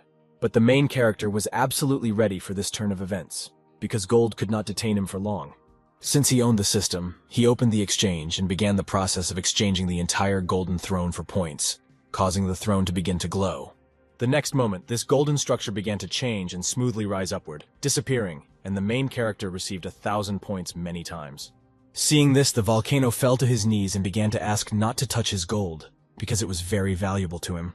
And when it ran out, he demanded to return it back. But the main character was not going to do this. Especially after a small fight, he realized how to defeat this fiery man. Since he now had a lot of points, he could afford to buy the highest level of ice level proficiency, which cost 5,000 points. Vulcan flew into a rage after such an act of the protagonist and swore that even if he spent all his life force, he would burn the guy to the ground. At this moment, more and more scorching flames began to emanate from his body, and a 2-headed fire dragon appeared above him. The main character also decided to use his new skill and asked Vulcan if he could really defeat him. Opposite the fiery 2-headed dragon, a huge ice one appeared. It was obvious that the fire would give way to the cold this time. As expected, the ice dragon quickly destroyed the fire dragon, and now he was alone with Vulcan. The bandit himself did not understand how this happened, because just a few minutes ago he had a complete advantage, and now he lost. And after realizing his helplessness, Vulcan accepted his defeat. The ice monster crashed into him with all its strength. Now, in the place of the once formidable bandit, there was only a frozen statue. He clung to life until the last, even if he accepted defeat. It seemed that this did not mean the end, and at some point the ice would crack and the flames would flare up again, but the ice cracked and the ice statue began to crumble. In the end, it was a victory, and the players were very happy that this battle was finally over. They praised the main character. He stood completely devastated, and it was clear that he was very ill and very tired. As a result, he stood there for a few more seconds, after which he began to fall and lose consciousness, because this battle was truly difficult. 2 days had already passed since that operation, and the main character was lying on the bed. He still had not come to his senses, which was strange, since he did not receive any damage in that battle. Linda and Mia stood in front of his bed, and the girls did not understand why he had not woken up yet, since a lot of time had already passed. A very interesting idea came to Mia's mind, and she decided to try it. Linda didn't know what she was thinking about, but she was interested. Mia took out a knife and offered to kill the main character and wait until he resurrects, but she did not know that this would be the end for him. Linda did not support this idea. The mere thought that they would hurt the person she loved caused inconvenience. She ran up to Mia and hugged her, asking her not to do anything like that because it was impossible. But Mia quickly forgot what she wanted to do and now compared her breasts with Linda's breasts. It seemed to her that her friends were larger. In the end, she decided to check it out and invited Linda to undress in order to make sure of this. At that moment, the main character opened his eyes. When he got out of bed, he saw Linda with her breasts half open and Mia, who was trying to undress her. The situation was as incomprehensible as possible and even more awkward. So he couldn't think of anything better than to say good morning. After some time, the main character came to the main room, where Chloe said that the Vulcan gang was completely destroyed, and now all her lands belonged to them. She was also interested in what happened to the guy's face. He replied that it was nothing serious, but it was clear what he got for it. He asked if they sent anyone to the central settlement. Chloe said that she temporarily suppressed the spread of information about their victory, and that was the right thing to do, since the Vulcan gang's arsenal needed to be reworked before Drac decided to rebel. She also said that 2 adventurers, or players, had gone missing in recent days and had still not been found, but it was not anything serious. At this time, several tied-up people were sitting in a spacious room with torches burning around them instead of light. These were the same missing adventurers, Phil and Tim. Someone began to enter the room, and they began to ask to be released. A very beautiful girl in a revealing outfit stood in front of them. She was surprised that these people were able to defeat the Vulcan gang. Seeing such a beautiful girl, the guys immediately started drooling. They thought that she was a new non-player character, something like a sexy villainess. The girl took out a whip and introduced herself as Elsa. She also said that she was a member of the final evolution, and the guys had better tell her everything they know, otherwise they will be hurt. After these words, she swung her whip and hit the guys in the face, and it turned out so well that it hit 2 of them at once. After that, she put her foot on Phil's crotch and asked them how they felt when they were hurt. But she couldn't expect that these guys would be happy with such a girl, much less ask her to beat them. For them, it was a cool opportunity to be in the attention of a lovely girl. The girl did not understand how this was possible because everyone she beat with her whip experienced unbearable pain, and these 2 asked to beat them more. But the guys explained to her the reason for such fearless behavior. They said that these are not real bodies, and therefore they feel pain differently. But unfortunately for them, Elsa turned out to be quite smart and quickly realized that their consciousness was in these shells, and this explained their endurance. The next moment, electricity came out of her hands, and the guys began to feel not very good, and Phil had a bad feeling about it. Meanwhile, the electricity that the girl released from her hands only intensified and began to come out. At the end of this procedure, the guys lost consciousness, and the girl was happy, because now she had their help. She will sneak into the shelter. Meanwhile, the shelter was thriving. There were noticeably more players, and 2 girls were walking around the territory. These were very good-looking girls, and they also came up with the idea of looking for handsome guys while they were walking. Phil and Tim came out to meet them, but at first glance it was clear what had happened to them, and now they were behaving strangely. The girl, who did not understand this behavior, thought that they were approaching them and approached Phil, after which she hit him. After that, Phil showed his teeth, which no longer looked human, and attacked the girl, biting her on the neck. She desperately tried to fight off her attacker, but it was clear that she was inferior in pure physical strength. The second girl did not hesitate and without wasting time began to run away from there, while Tim rushed after her. At this time, the main character was counting his finances. After converting the Golden Throne into points, he received more than 100,000 points, and he couldn't be happier about it. Erica suddenly ran into the room. She was worried about something. Her first words were that something bad was happening on the street. Ultimately, she was able to squeeze out the main thing that the adventurers, as she called the players, turned into zombies. This news shocked Ron. He decided to go outside and see for himself what was happening. And yes, there was complete chaos outside. Players were attacking each other and biting each other. At that time, Mia was running towards the main character, and it was clear from her that she had lost the rudiments of her mind. The main character grabbed her by the shoulders and pressed her to the wall, not understanding how this was possible. Is it possible to infect a player with a zombie virus? A system notification popped up that explained that this virus only affects the brain and does not affect the body. Eventually, all players will die for real, and due to their condition, it was inevitable. In all corners of the real world, players began to go crazy while they remained in the game. Relatives and friends did not understand what was happening. Some of the players simply lost consciousness and started foaming at the mouth, as if they had been poisoned, or it looked like epilepsy. The main character fell into despair. For the first time in a long time, he did not know what to do. The system escalated the situation by claiming that they would all die. Then the main character decided to ask her if it was possible to somehow save them. The system confirmed that this was possible. But for this, it would be necessary to transfer the bodies of the players to this world. The main character stood in front of the system screen and understood that only he was responsible for all this, and only he could save them. In order to transfer players to this world, the system set a price of 12,000 points and did not recommend completing such a task. But the guy could not listen to her. Ultimately, it was all his fault, and now it was his responsibility to save all these people, so he confidently confirmed this operation. The system reproached him for the lack of logic, but to this the main character replied that this is the essence of humankind. When the points were deducted from the account, the transfer process began. The bodies of the players in the real world began to disintegrate into many parts and disappear. The doctors who had already managed to hospitalize the patients were completely confused and understood that what was happening was beyond the scope of science. Mia, as usual, lay in her room and was in the game. Her body also began to gradually disappear and be transported to another world. The same applied to Rex. He was in his shelter and also became infected with the virus, so he went through the same procedure. Ultimately, in a few minutes, the players were left with only their belongings and glasses, which allowed them to transfer their consciousness to another world. All the news said the same thing. All the patients in a coma disappeared without leaving a trace. The system reported that everything was successful, and all the players were healed. The owner's goal was achieved. But Ron understood that now the worst part remained. All the bodies of the players lay in the center of the settlement. This was done so that when they came to their senses, one could immediately talk to them. A day later, they began to come to their senses. Some did not understand what had happened. Someone noticed that they felt pain, although they turned off this function in the settings. And some remembered that they had become zombies. The main character came on stage and called on everyone to pay attention to him. He said that he would explain everything now, and the news would not be pleasant. The players did not understand what was going to be discussed. Then the main character said loudly and clearly that all the players were in the game for real. Mia did not immediately understand what these words meant, because they had been in the game before, which means the chapter was nonsense. Ron decided not to delay the explanation and said that now they would not be able to leave the game, and even more so, they would not be able to resurrect.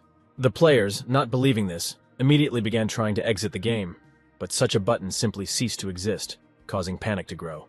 One of the girls pulled out a gun and put it to her head because, for her, it was all nonsense. She decided that if the character died, then she would leave the game. Since this was absolutely wrong, the main character tried to stop her and asked not to do this, because he understood that she would die. But the girl shot right in the temple. It was instant death and quite ridiculous, because if she believed it.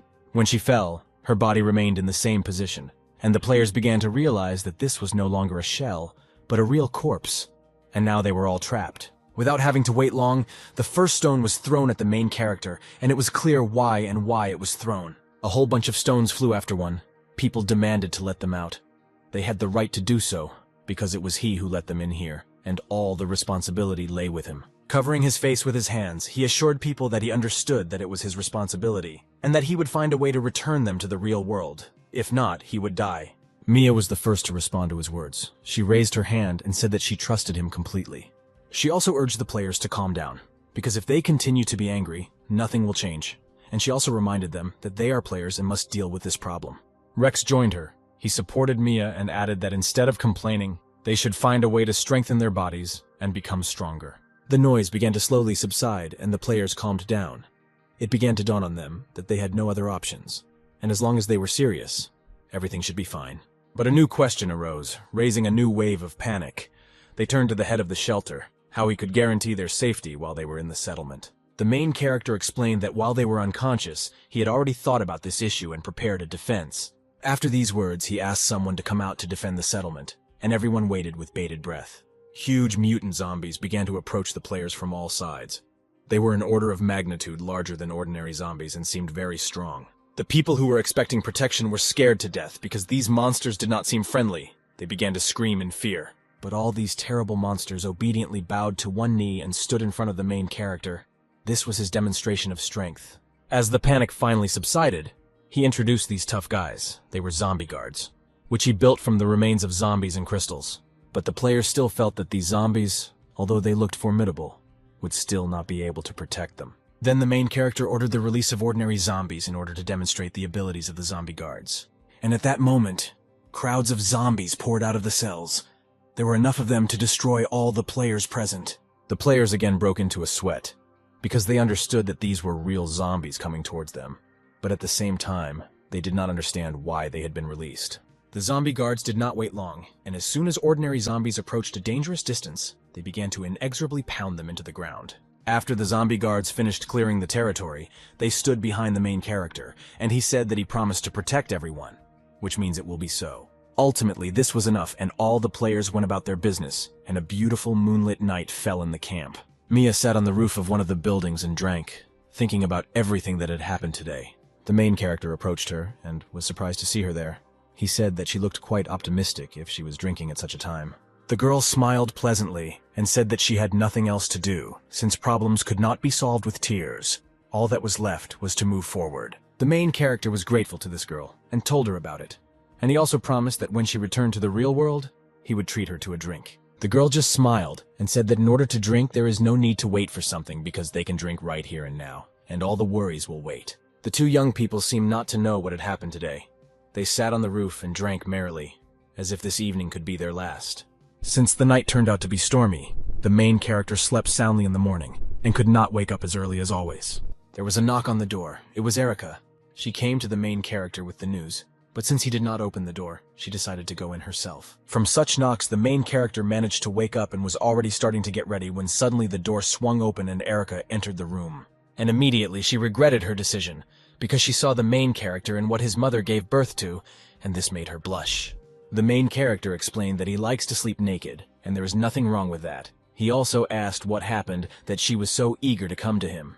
The girl turned away so as not to embarrass herself even more, and said that Drac had arrived to discuss the division of rewards for the destruction of the Vulcan gang. But since these were only the conditions of separation, the main character got dressed and decided to also discuss some conditions. All this time, Drac and his assistant sat quietly in the office and waited for the main character, since upon their arrival he was still sleeping. The bodyguard did not like the behavior of the head of the shelter very much, since they had been waiting for him for half an hour. Finally, the main character came and sat down opposite Drac as expected. He was able to annoy the guests a little even after his arrival. By the end, the main character's jokes began to anger Drac's assistant, and she could barely restrain herself from starting a fight. Drac stopped his ward and began a very interesting conversation, in which he mentioned that their caravan was attacked and whether Ron could know anything about it. The main character evasively said that the Vulcan gang did this, and is there any point in coming to him because of this? And now this gang no longer exists. Drac explained that he was here for precisely this reason. He mentioned that the main character decided to take the Vulcan gang's plant for himself, and as it seemed to Drac, this was too much, and this plant should have been given to the central settlement. This proposal angered Ron, and he, without holding back his tone, said that he, without sparing himself, tried and got this plant, and now someone who has nothing to do with this wants to take it for himself. Hearing this, Drac changed his hand, and instead of it there was a snake on the table, so he decided to put pressure on the main character to change his mind. But this trick did not frighten the head one bit, and he said that just wanting to get something is not enough, you need to offer something in return. This interested Drac, and he, remembering the previous profitable deal, smiled, but he could not know what the main character wanted until he said it himself. Then the main character, without hesitation, pointed his finger at the girl and said that he wanted this bodyguard, which greatly surprised her. After a short pause, the main character continued that if Drac agrees, he will think about giving away the plant. For Drac, this seemed completely pointless, but he still decided to check with the main character if he was sure that he wanted to exchange the plant for a girl. His words passed like a knife through the girl's devoted heart, and she decided to check with the owner whether he really agreed to this. Then Drac turned to her and calmly said that everything would be fine, and didn't she herself say that she would sacrifice herself for his well-being? This scene of love and indifference made the main character laugh a lot, and he decided to interrupt their little quarrel, and said that it was a joke and he didn't need anything. Drac got angry from this attitude towards himself. No one dared to joke about him like that, and he said that he intended to resolve the issue today, so he brought someone with him. To this, the main character just smiled and pointed his finger towards the door, and then asked the question, "Aren't these the people we're talking about?" When they went outside, there was a bunch of mutilated soldiers lying there. Despite all this was the elite army of the central settlement, and Drac was surprised. Hearing the words about the elite army, Ron pathetically said that he, by the way, was also their elite, and he also advised not to attack the shelter since his army had lost. Having finished this, the main character hit the door with his fist, causing it to shatter into pieces as if it had been shot with buckshot. Drac realized that the main character was no longer going to cooperate, and now they were enemies, to which Ron said that in this world, everything is decided in a fight.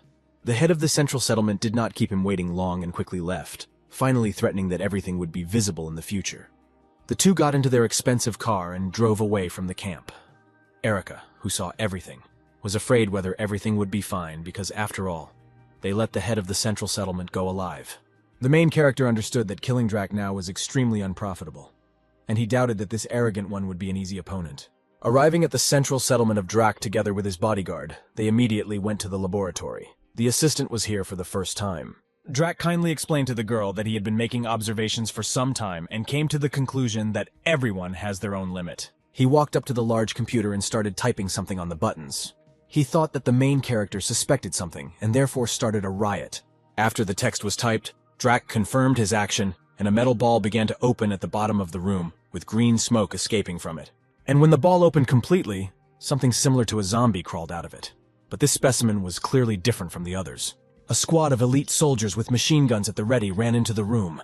They surrounded the monster and were about to attack it. As soon as all the soldiers were ready, the command to shoot was given, and a hail of bullets fell on the monster, causing it to roar. But it was not a cry of pain, but rather of anger. A moment later, the monster pushed off the ground and flew straight toward the soldier standing in front of him.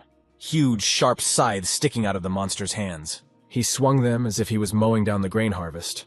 People could not do anything and only scattered into pieces from these attacks. Not even a few minutes had passed before the entire squad was destroyed, and the monster stood in the center of the room and roared a victorious cry. It was a complete disaster for the bodyguard that one zombie was capable of destroying an entire squad, and in such a short period of time. Drac stood and rejoiced at the end of this experiment, because now he had such a strong monster, and his goal was to create an army of such creatures. He said all this while being in a separate wing of the laboratory, in which there were many glass capsules, which obviously contained the same creatures. He laughed like an evil genius, because now he could take revenge on Ron, and when the army was ready, it would be his hideout that would take the first blow. A week has already passed since Drac arrived in the settlement. The main character spent every day practicing sword control, and today there was an hour of training. While he was engrossed in training, he did not notice how people approached him, and one of them asked if he was the head of the shelter. In front of the main character stood a group of people who asked to take them all into a shelter, since their house had turned into an abode of evil. Ron quickly realized that these were residents of the central settlement and asked them to explain to him what had happened there. That they had come to such a distance, and also to look for shelter. All these people were depressed. Many were crying, even though they were men. One of them said that a massive infection of the zombie virus had begun in the central settlement. According to this man, a few days ago he was walking home with his friend after a good drinking session. They could barely move their legs. Suddenly a huge figure appeared behind them. Its body blocked the sun and plunged the friends into shadow. This man noticed this figure late. He heard the cry of his comrade and turned around towards the sound, pouring out a cold sweat and immediately sobering up. In front of him stood a 3-meter zombie who was holding the body of his comrade in his hands without a head. He simply bit it off as if it were an apple. When he finally realized what was happening, he rushed with all his might away from there. He screamed throughout the street, calling for help, for security. But the longer he ran, the more he realized that no one would save him, and such creatures were now throughout the entire settlement. He was right. Many areas of the city plunged into chaos and now looked more like hell. All buildings and equipment were covered in fire, and huge zombies walked the streets. After such difficult memories, the man began to cry even more and grabbed his head with his hands. He and a few others managed to escape, but there were probably survivors there. The main character still perceived this as a kind of test. He calmly asked where their army was, because in the central settlement it was not small, and they also had a leader, Drake. The mere mention of this name infuriated this man. According to him, it was because of Drac that the virus appeared, since he was conducting experiments, and one test subject escaped and the massacre began. He also said that the head of the central settlement himself locked himself in his castle and didn't give a damn about the ordinary people who came to him for help. After all that was said, this man fell to his knees and began to beg the main character for help, because his wife and daughter were still in this hell. Following him, all the other refugees began to kneel down and ask to save their loved ones, acquaintances, soulmates, because they all knew that the main character had defeated the leader of the volcano. The main character approached these people, folded his hands into a cross and began to say that he was far from a hero and certainly not a good person. But he opened his hands and said that despite this, there was no phrase in his dictionary, leave to the mercy of fate, and he promised to kill the head of the central settlement. The next day, Ron organized a large meeting, during which he announced that he planned to assemble a team of volunteers to clear the central settlement and save people. There was a small problem with all this. The former players were now afraid to go on dangerous missions, because now they did not have the opportunity to be resurrected, and therefore it was not worth the risk. The main character understood the reason for their fear, but they also had to understand that this concerns everyone, because if the central settlement falls, they will be next in line. Erica volunteered from the crowd, even though she was scared. but she understood how terrible it was to lose dear people, and did not want to see this. The main character was glad that she agreed, but she was not a player, and he did not understand why she should get involved in this. But this sweet girl's explanation was as simple as herself. She simply did not want to sit back and wait for her death, but wanted to fight for life. After Erica, Mia and Linda agreed to this adventurous task. Although they were girls, they had very unshakable ideals. Rex also responded to the call of the head of the settlement, who asked to double the reward, because now it could cost his life. And Nika also responded to this call. Seeing such a spirit, the rest of the players decided not to give in. Especially to non-player characters, they firmly decided that they would destroy all the enemies. Seeing such a picture, the main character even shed tears because he did not expect that all these people would agree to risk their lives to help him after what happened. Nika saw this and became curious. Is the main character really crying over such little things? After this friendly joke, he wiped away his tears and asked if he was such a strong person and did not have the right to be gentle. Soon after the meeting, the group moved to the central settlement, the territory of which, by the way, was fenced with very high walls, which made it impossible to simply climb over them. But the main character clearly didn't want to do something like that. And why should he when you have several huge zombies that could serve as a battering ram? The idea of opening the gate like the good old times was a success. For such strong monsters, it was not difficult to open the gate in this way. When the gates were completely open, the main character entered the territory of the main settlement along with his entire team. He was in anticipation of a new and grandiose battle. When they entered the territory of the settlement, a terrible sight opened before them. The entire city was on fire. Crowds of infected people were roaming the streets and finishing off the surviving people. A young and beautiful girl was driven into a corner by one of the zombies, and she had nowhere to run. She could only helplessly ask the monster not to come near her. But when the zombie was almost level with her, the instinct of self-preservation gave her a second wind, and she screamed as loud as she could for help. And exactly at that moment, the zombie's head was pierced through by a bullet fired from a pistol. This was a real salvation at the last moment. Although the girl was saved, she was still scared and trembling. She did not understand what had happened, much less who had saved her. The savior of this girl turned out to be Mia. She, smiling friendly, extended a helping hand to the trembling girl and made her happy that they had come to save everyone. At this time, Linda and Erica fought fiercely with zombies, cutting them up in whole packs. They took the brunt of the attack on themselves so that the rest could save the residents. Phil and Tim took advantage of the opportunity to move freely, rescuing people who were already exhausted and most likely inhaled smoke, causing some to lose consciousness. The door of the laboratory was very dense. It was somewhat reminiscent of the door of a volcano bunker, since it was just as massive. But as it should be, since the bunker door was able to fall apart from the C4 charge. This door was attacked in the same way, and a strong explosion occurred. As a result, as the main character expected, the door could not stand it, and after the explosion, a good hole formed in its center. The main character assumed that since this door led to the laboratory, then the zombies came from here. And since they came from here, it means that Drac is hiding somewhere here. Mia stood next to the main character, proudly straightening her shoulders. She said that she was the only one who could go with him, since the rest were busy saving people. This time the main character was more attentive than usual, and said that it was better for her to return to the others, since no one knows what awaits them inside, and it is unlikely that he will be able to help her. But the girl already knew in advance that the main character would talk about it and was not surprised. It didn't even offend her. Resigned to his decision, she asked him to be sure to return alive, because he promised to bring all the players back, which means his word must be kept. When he entered the laboratory, he did not see anyone. The room was in absolute destruction, and all the flasks were broken, which made the place look even gloomier. Suddenly, a mutant similar to a girl appeared in front of the main character, and it was clear from her that she was dangerous because she was different from other zombies.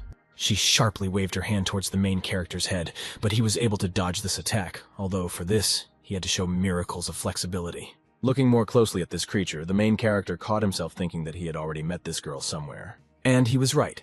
This zombie girl turned out to be Drac's bodyguard. The mutation did not change her much, but it was almost impossible to recognize her immediately, only by her clothes. She again rushed at the main character, intending to attack him, and this time she was more persistent than the previous one. So the guy had to take out his sword. Covering herself with a katana, the main character was able to block her blow, and it became clear that her hands were as strong as metal. This very situation angered the guy, as he began to hate Drac even more, due to the fact that even his bodyguard became infected with the virus. But it was impossible to stand like this forever, so he threw her back and was going to break forward, because he could not be here forever. He had many ways at his disposal to kill her quickly, but he decided to simply neutralize her and use the Thunder Sword technique. After the sword touched her, she was hit by a strong discharge. It shouldn't have killed her, but it should have been enough to immobilize her. And so it happened. After this attack, the girl fell to the ground and did not move anymore, which gave hope that she could somehow be saved. The main character stood over her and held a sword in his hands. He did not know what to do next in such a situation, because he did not want to kill her. The girl came to her senses and turned to the main character. She asked him to save her. This meant that she could still think and wanted to live. Since she could speak, it meant that she was not yet completely under control of the virus, which meant there was little chance of saving her. Having logged into the system, the guy began to look for an antidote for the virus, and fortunately for her, there was such a vaccine. He quickly bought it, since there was no time to waste. Holding the syringe to her arm, he told her that the vaccine could help, but whether it would help or not depended entirely on her. Fortunately, she was lucky and the vaccine worked. The girl almost instantly regained her sanity and normal appearance, but she did not remember what happened. The main character decided not to lose this opportunity, and approached the girl very close. He told her that he saved her, and now she needs to figure out how to pay him back. The girl was glad that she was saved, but she was surprised that she was saved by the main character, because according to the idea, he should not be here. Since now she was saved by this guy, she decided to give him a syringe with a cloudy liquid, and the main character did not know what it was for. The girl called the liquid in this syringe a strengthening potion. With its help, Drac creates zombies and creates chaos in the settlement. She was angry at her patron, because he had completely gone crazy, and even made her a test subject. But she managed to steal this little thing before passing out. The main character accepted this gift, but this did not change the fact that using it is dangerous, and it will turn him into a zombie. The girl convinced the main character that this syringe would not be dangerous for him, but on the contrary, it would strengthen him, because the guy is strong and can handle it. Since this syringe was needed to defeat Dracom, the main character was not happy about this, because he was sure that he would kill him with his own strength. While he was talking, the girl took out a knife and resolutely pointed it at her throat. She definitely wanted to kill herself. She decided to kill herself because of Drac, because she thought that he was a good leader, and would lead their settlement to a bright future, so she helped him. But everything turned out completely wrong, and now she is unworthy to live. But, at the last moment, when the blade almost reached its target, the main character grabbed it with his hand, cutting his fingers, and stopped it. The girl cried and did not understand why the main character was stopping her from committing suicide, because someone like her was unworthy to live. To this, the main character replied that he saved her life, and now her life belongs to him, so he forbids her to die, and when he returns, he will punish her for this suicide attempt. Such words made the girl happy, and she calmed down. A slight smile appeared on her face. She agreed with his conditions and said that she would wait for him. The main character walked deep into the laboratory, and everywhere he went there was complete destruction. This meant that the creatures that got out of here were extremely aggressive. At the end of the corridor, Drac was waiting for him. He sat in front of a large monitor and watched people running away from zombies. But not everyone succeeded. He was also waiting for the main character.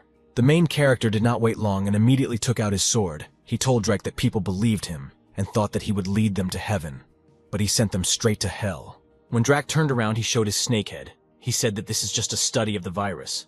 Since the human body has a limit, he is not going to stop. He decided that he would no longer be human. And after that, his head headed towards Ron. It was amazing how far it could stretch. But this attack was too slow, and the main character was able to dodge his head without much difficulty, and chop it off with one swing. The snake's head hit the floor noisily, even though he was fierce. Everything has its own strength, and his neck turned out to be not particularly hard. The main character raised his head by his hair, and did not understand how this could be. He was absolutely sure that this man was not weak, and the battle should be harder. And he was right, because as soon as he raised his head, it turned out that it was not dead and could well function separately from the body. It came as a surprise. Not only was it sharp, but she also had a lot of strength. She was able to reach the main character's neck and bite him. Having torn his head from his neck, the main character saw a headless creature standing in front of him, similar to a snake, but it had many arms and small heads. This creature attacked the main character with one of its small heads. It was approaching the main character at high speed, and was in the form of a spear. And when the main character tried to dodge this attack, he realized that his body was not listening to him. It was because of the poison that got into him through that head. And when it seemed that the end could not be avoided, Mia appeared in front of him. She stood in front of the snake and blocked the trajectory of its flight with her body. It was a human shield. The snake pierced her side right through and she grabbed it, not allowing it to crawl back out. The main character did not understand what this girl had forgotten here. She turned to him with empty eyes and there were tears on them. Blood was flowing from her lips. She simply could not leave the main character alone, and followed him secretly. Meanwhile, the monster became three-headed, and these heads were big. Each of them spoke, and they all claimed that this was the end for these two. This is what happens when you go against Drac. And in order to finish off the wounded people, he used dozens of small snakes, which were supposed to pierce them through. But this did not happen. Instead of what he expected to see the snakes, he saw how all his small heads were cut off in an instant. The main character, meanwhile, took out a syringe with an evolution potion from his hand. Since there was a critical situation, and even his girlfriend had died, he decided to put everything on the line. After this injection, his body underwent some transformation, and his left arm was now an order of magnitude larger and more powerful, and his whole body became red. The snake was furious. He immediately realized that this was his evolution potion, and he wanted to know where his enemy got this thing from. But while he was asking his meaningless questions, the main character jumped into the air and prepared to attack this monster. He grabbed one of its heads and tore it off without much effort. This was a test of his new strength, because he needed to get used to it. The snake only confirmed that it was useless, and that the main character could not kill him, since he could restore himself almost immediately. Realizing that the spear snakes would now not work, Drac decided that he could dissolve the main character with poison, and splashed it out of his heads. The main character decided not to dodge and simply take this attack on himself, covering himself with his new hand, because it was supposed to withstand it. It was painful, but this attack did not leave any serious damage. Only smoke came from the hand, which significantly reduced visibility. While the main character did not see anything, Drac decided to absorb him so that he would become one with him. And when the smoke cleared, the main character saw a large snake head in front of him, which was definitely going to swallow him. He did not have time to dodge this, so the snake swallowed the main character without any problems and was sure that this was the end of their fight. But he didn't know that the main character was just waiting for this, and now a real battle began, and not a game of cat and mouse. The snake managed to regret his hasty decision, because after a few seconds he began to feel that something was happening inside his body. This strength in his body was growing, and he did not know what to do with it. Eventually his stomach began to crack little by little, which meant defeat for him. And the next moment the main character's hand came out of his stomach. This meant that it was not possible to absorb him, and now he got out. The snake stood with his stomach torn open and could not understand how he lost, because he considered himself a higher being and completely absorbed the lower being, and it was able to escape. The main character decided to end this meaningless monologue of the villain and used his hand. It increased in length and grabbed the snake, after which she began to absorb him. And in the end, it turned out that the Supreme Being was destroyed by his own weapon and helplessly shouted that he did not agree with this. After a short period of time, there was nothing left of the kite, and the protagonist's hand was not strong and wanted to return to its normal size. It became clear that this power had not yet been completely mastered, and now his body could not withstand such a load, and the power began to get out of control. Since he could not allow this to happen, he decided to use freezing, which was supposed to stop the effect of the virus. This helped, and after a few seconds the hand returned to normal. The main character helplessly collapsed on the floor and lost consciousness, since the use of such force took all his energy. Several days have passed since that incident in the central settlement. The main character was admitted to the hospital, where he was gradually recovering, but had not yet come to his senses. Although he looked shabby and his arm was completely broken, he was still in good condition, and today he finally came to his senses. Hearing his movements, the girls immediately ran to the bed. Chloe considered this a medical discovery, and Linda and Erica were simply glad to see him awaken. The main character was able to get out of bed and did not understand at all how he survived. For him, it seemed like a good dream. But in the end, he decided to find out how things were. Erica immediately began reporting on the work done, and reported that after Ron killed Drac, the players saved the villagers. And now that all threats have been eliminated, the city is being completely restored, and it has been moving at a fairly fast pace. When the guy approached the open window, he saw a crowd of people. They all greeted him and decided to worship him as a deity for saving them. But the main character was not at all happy, because he remembered that Mia sacrificed herself, and he wanted her to see this scene. And he still didn't know her real name. And while he stood depressed and talked about it, a slipper flew into the back of his head. And the owner of this slipper was just Mia. She was intact and was already able to recover, and now was also with her, who was holding her. Seeing Mia, the main character was again ready to cry, because he actually thought that she had died then, and he would not see her again. And here she was, right in front of him, alive. She was angry with him that he forgot his promise, since they agreed to have a drink after it was all over. And she also told him to remember her name.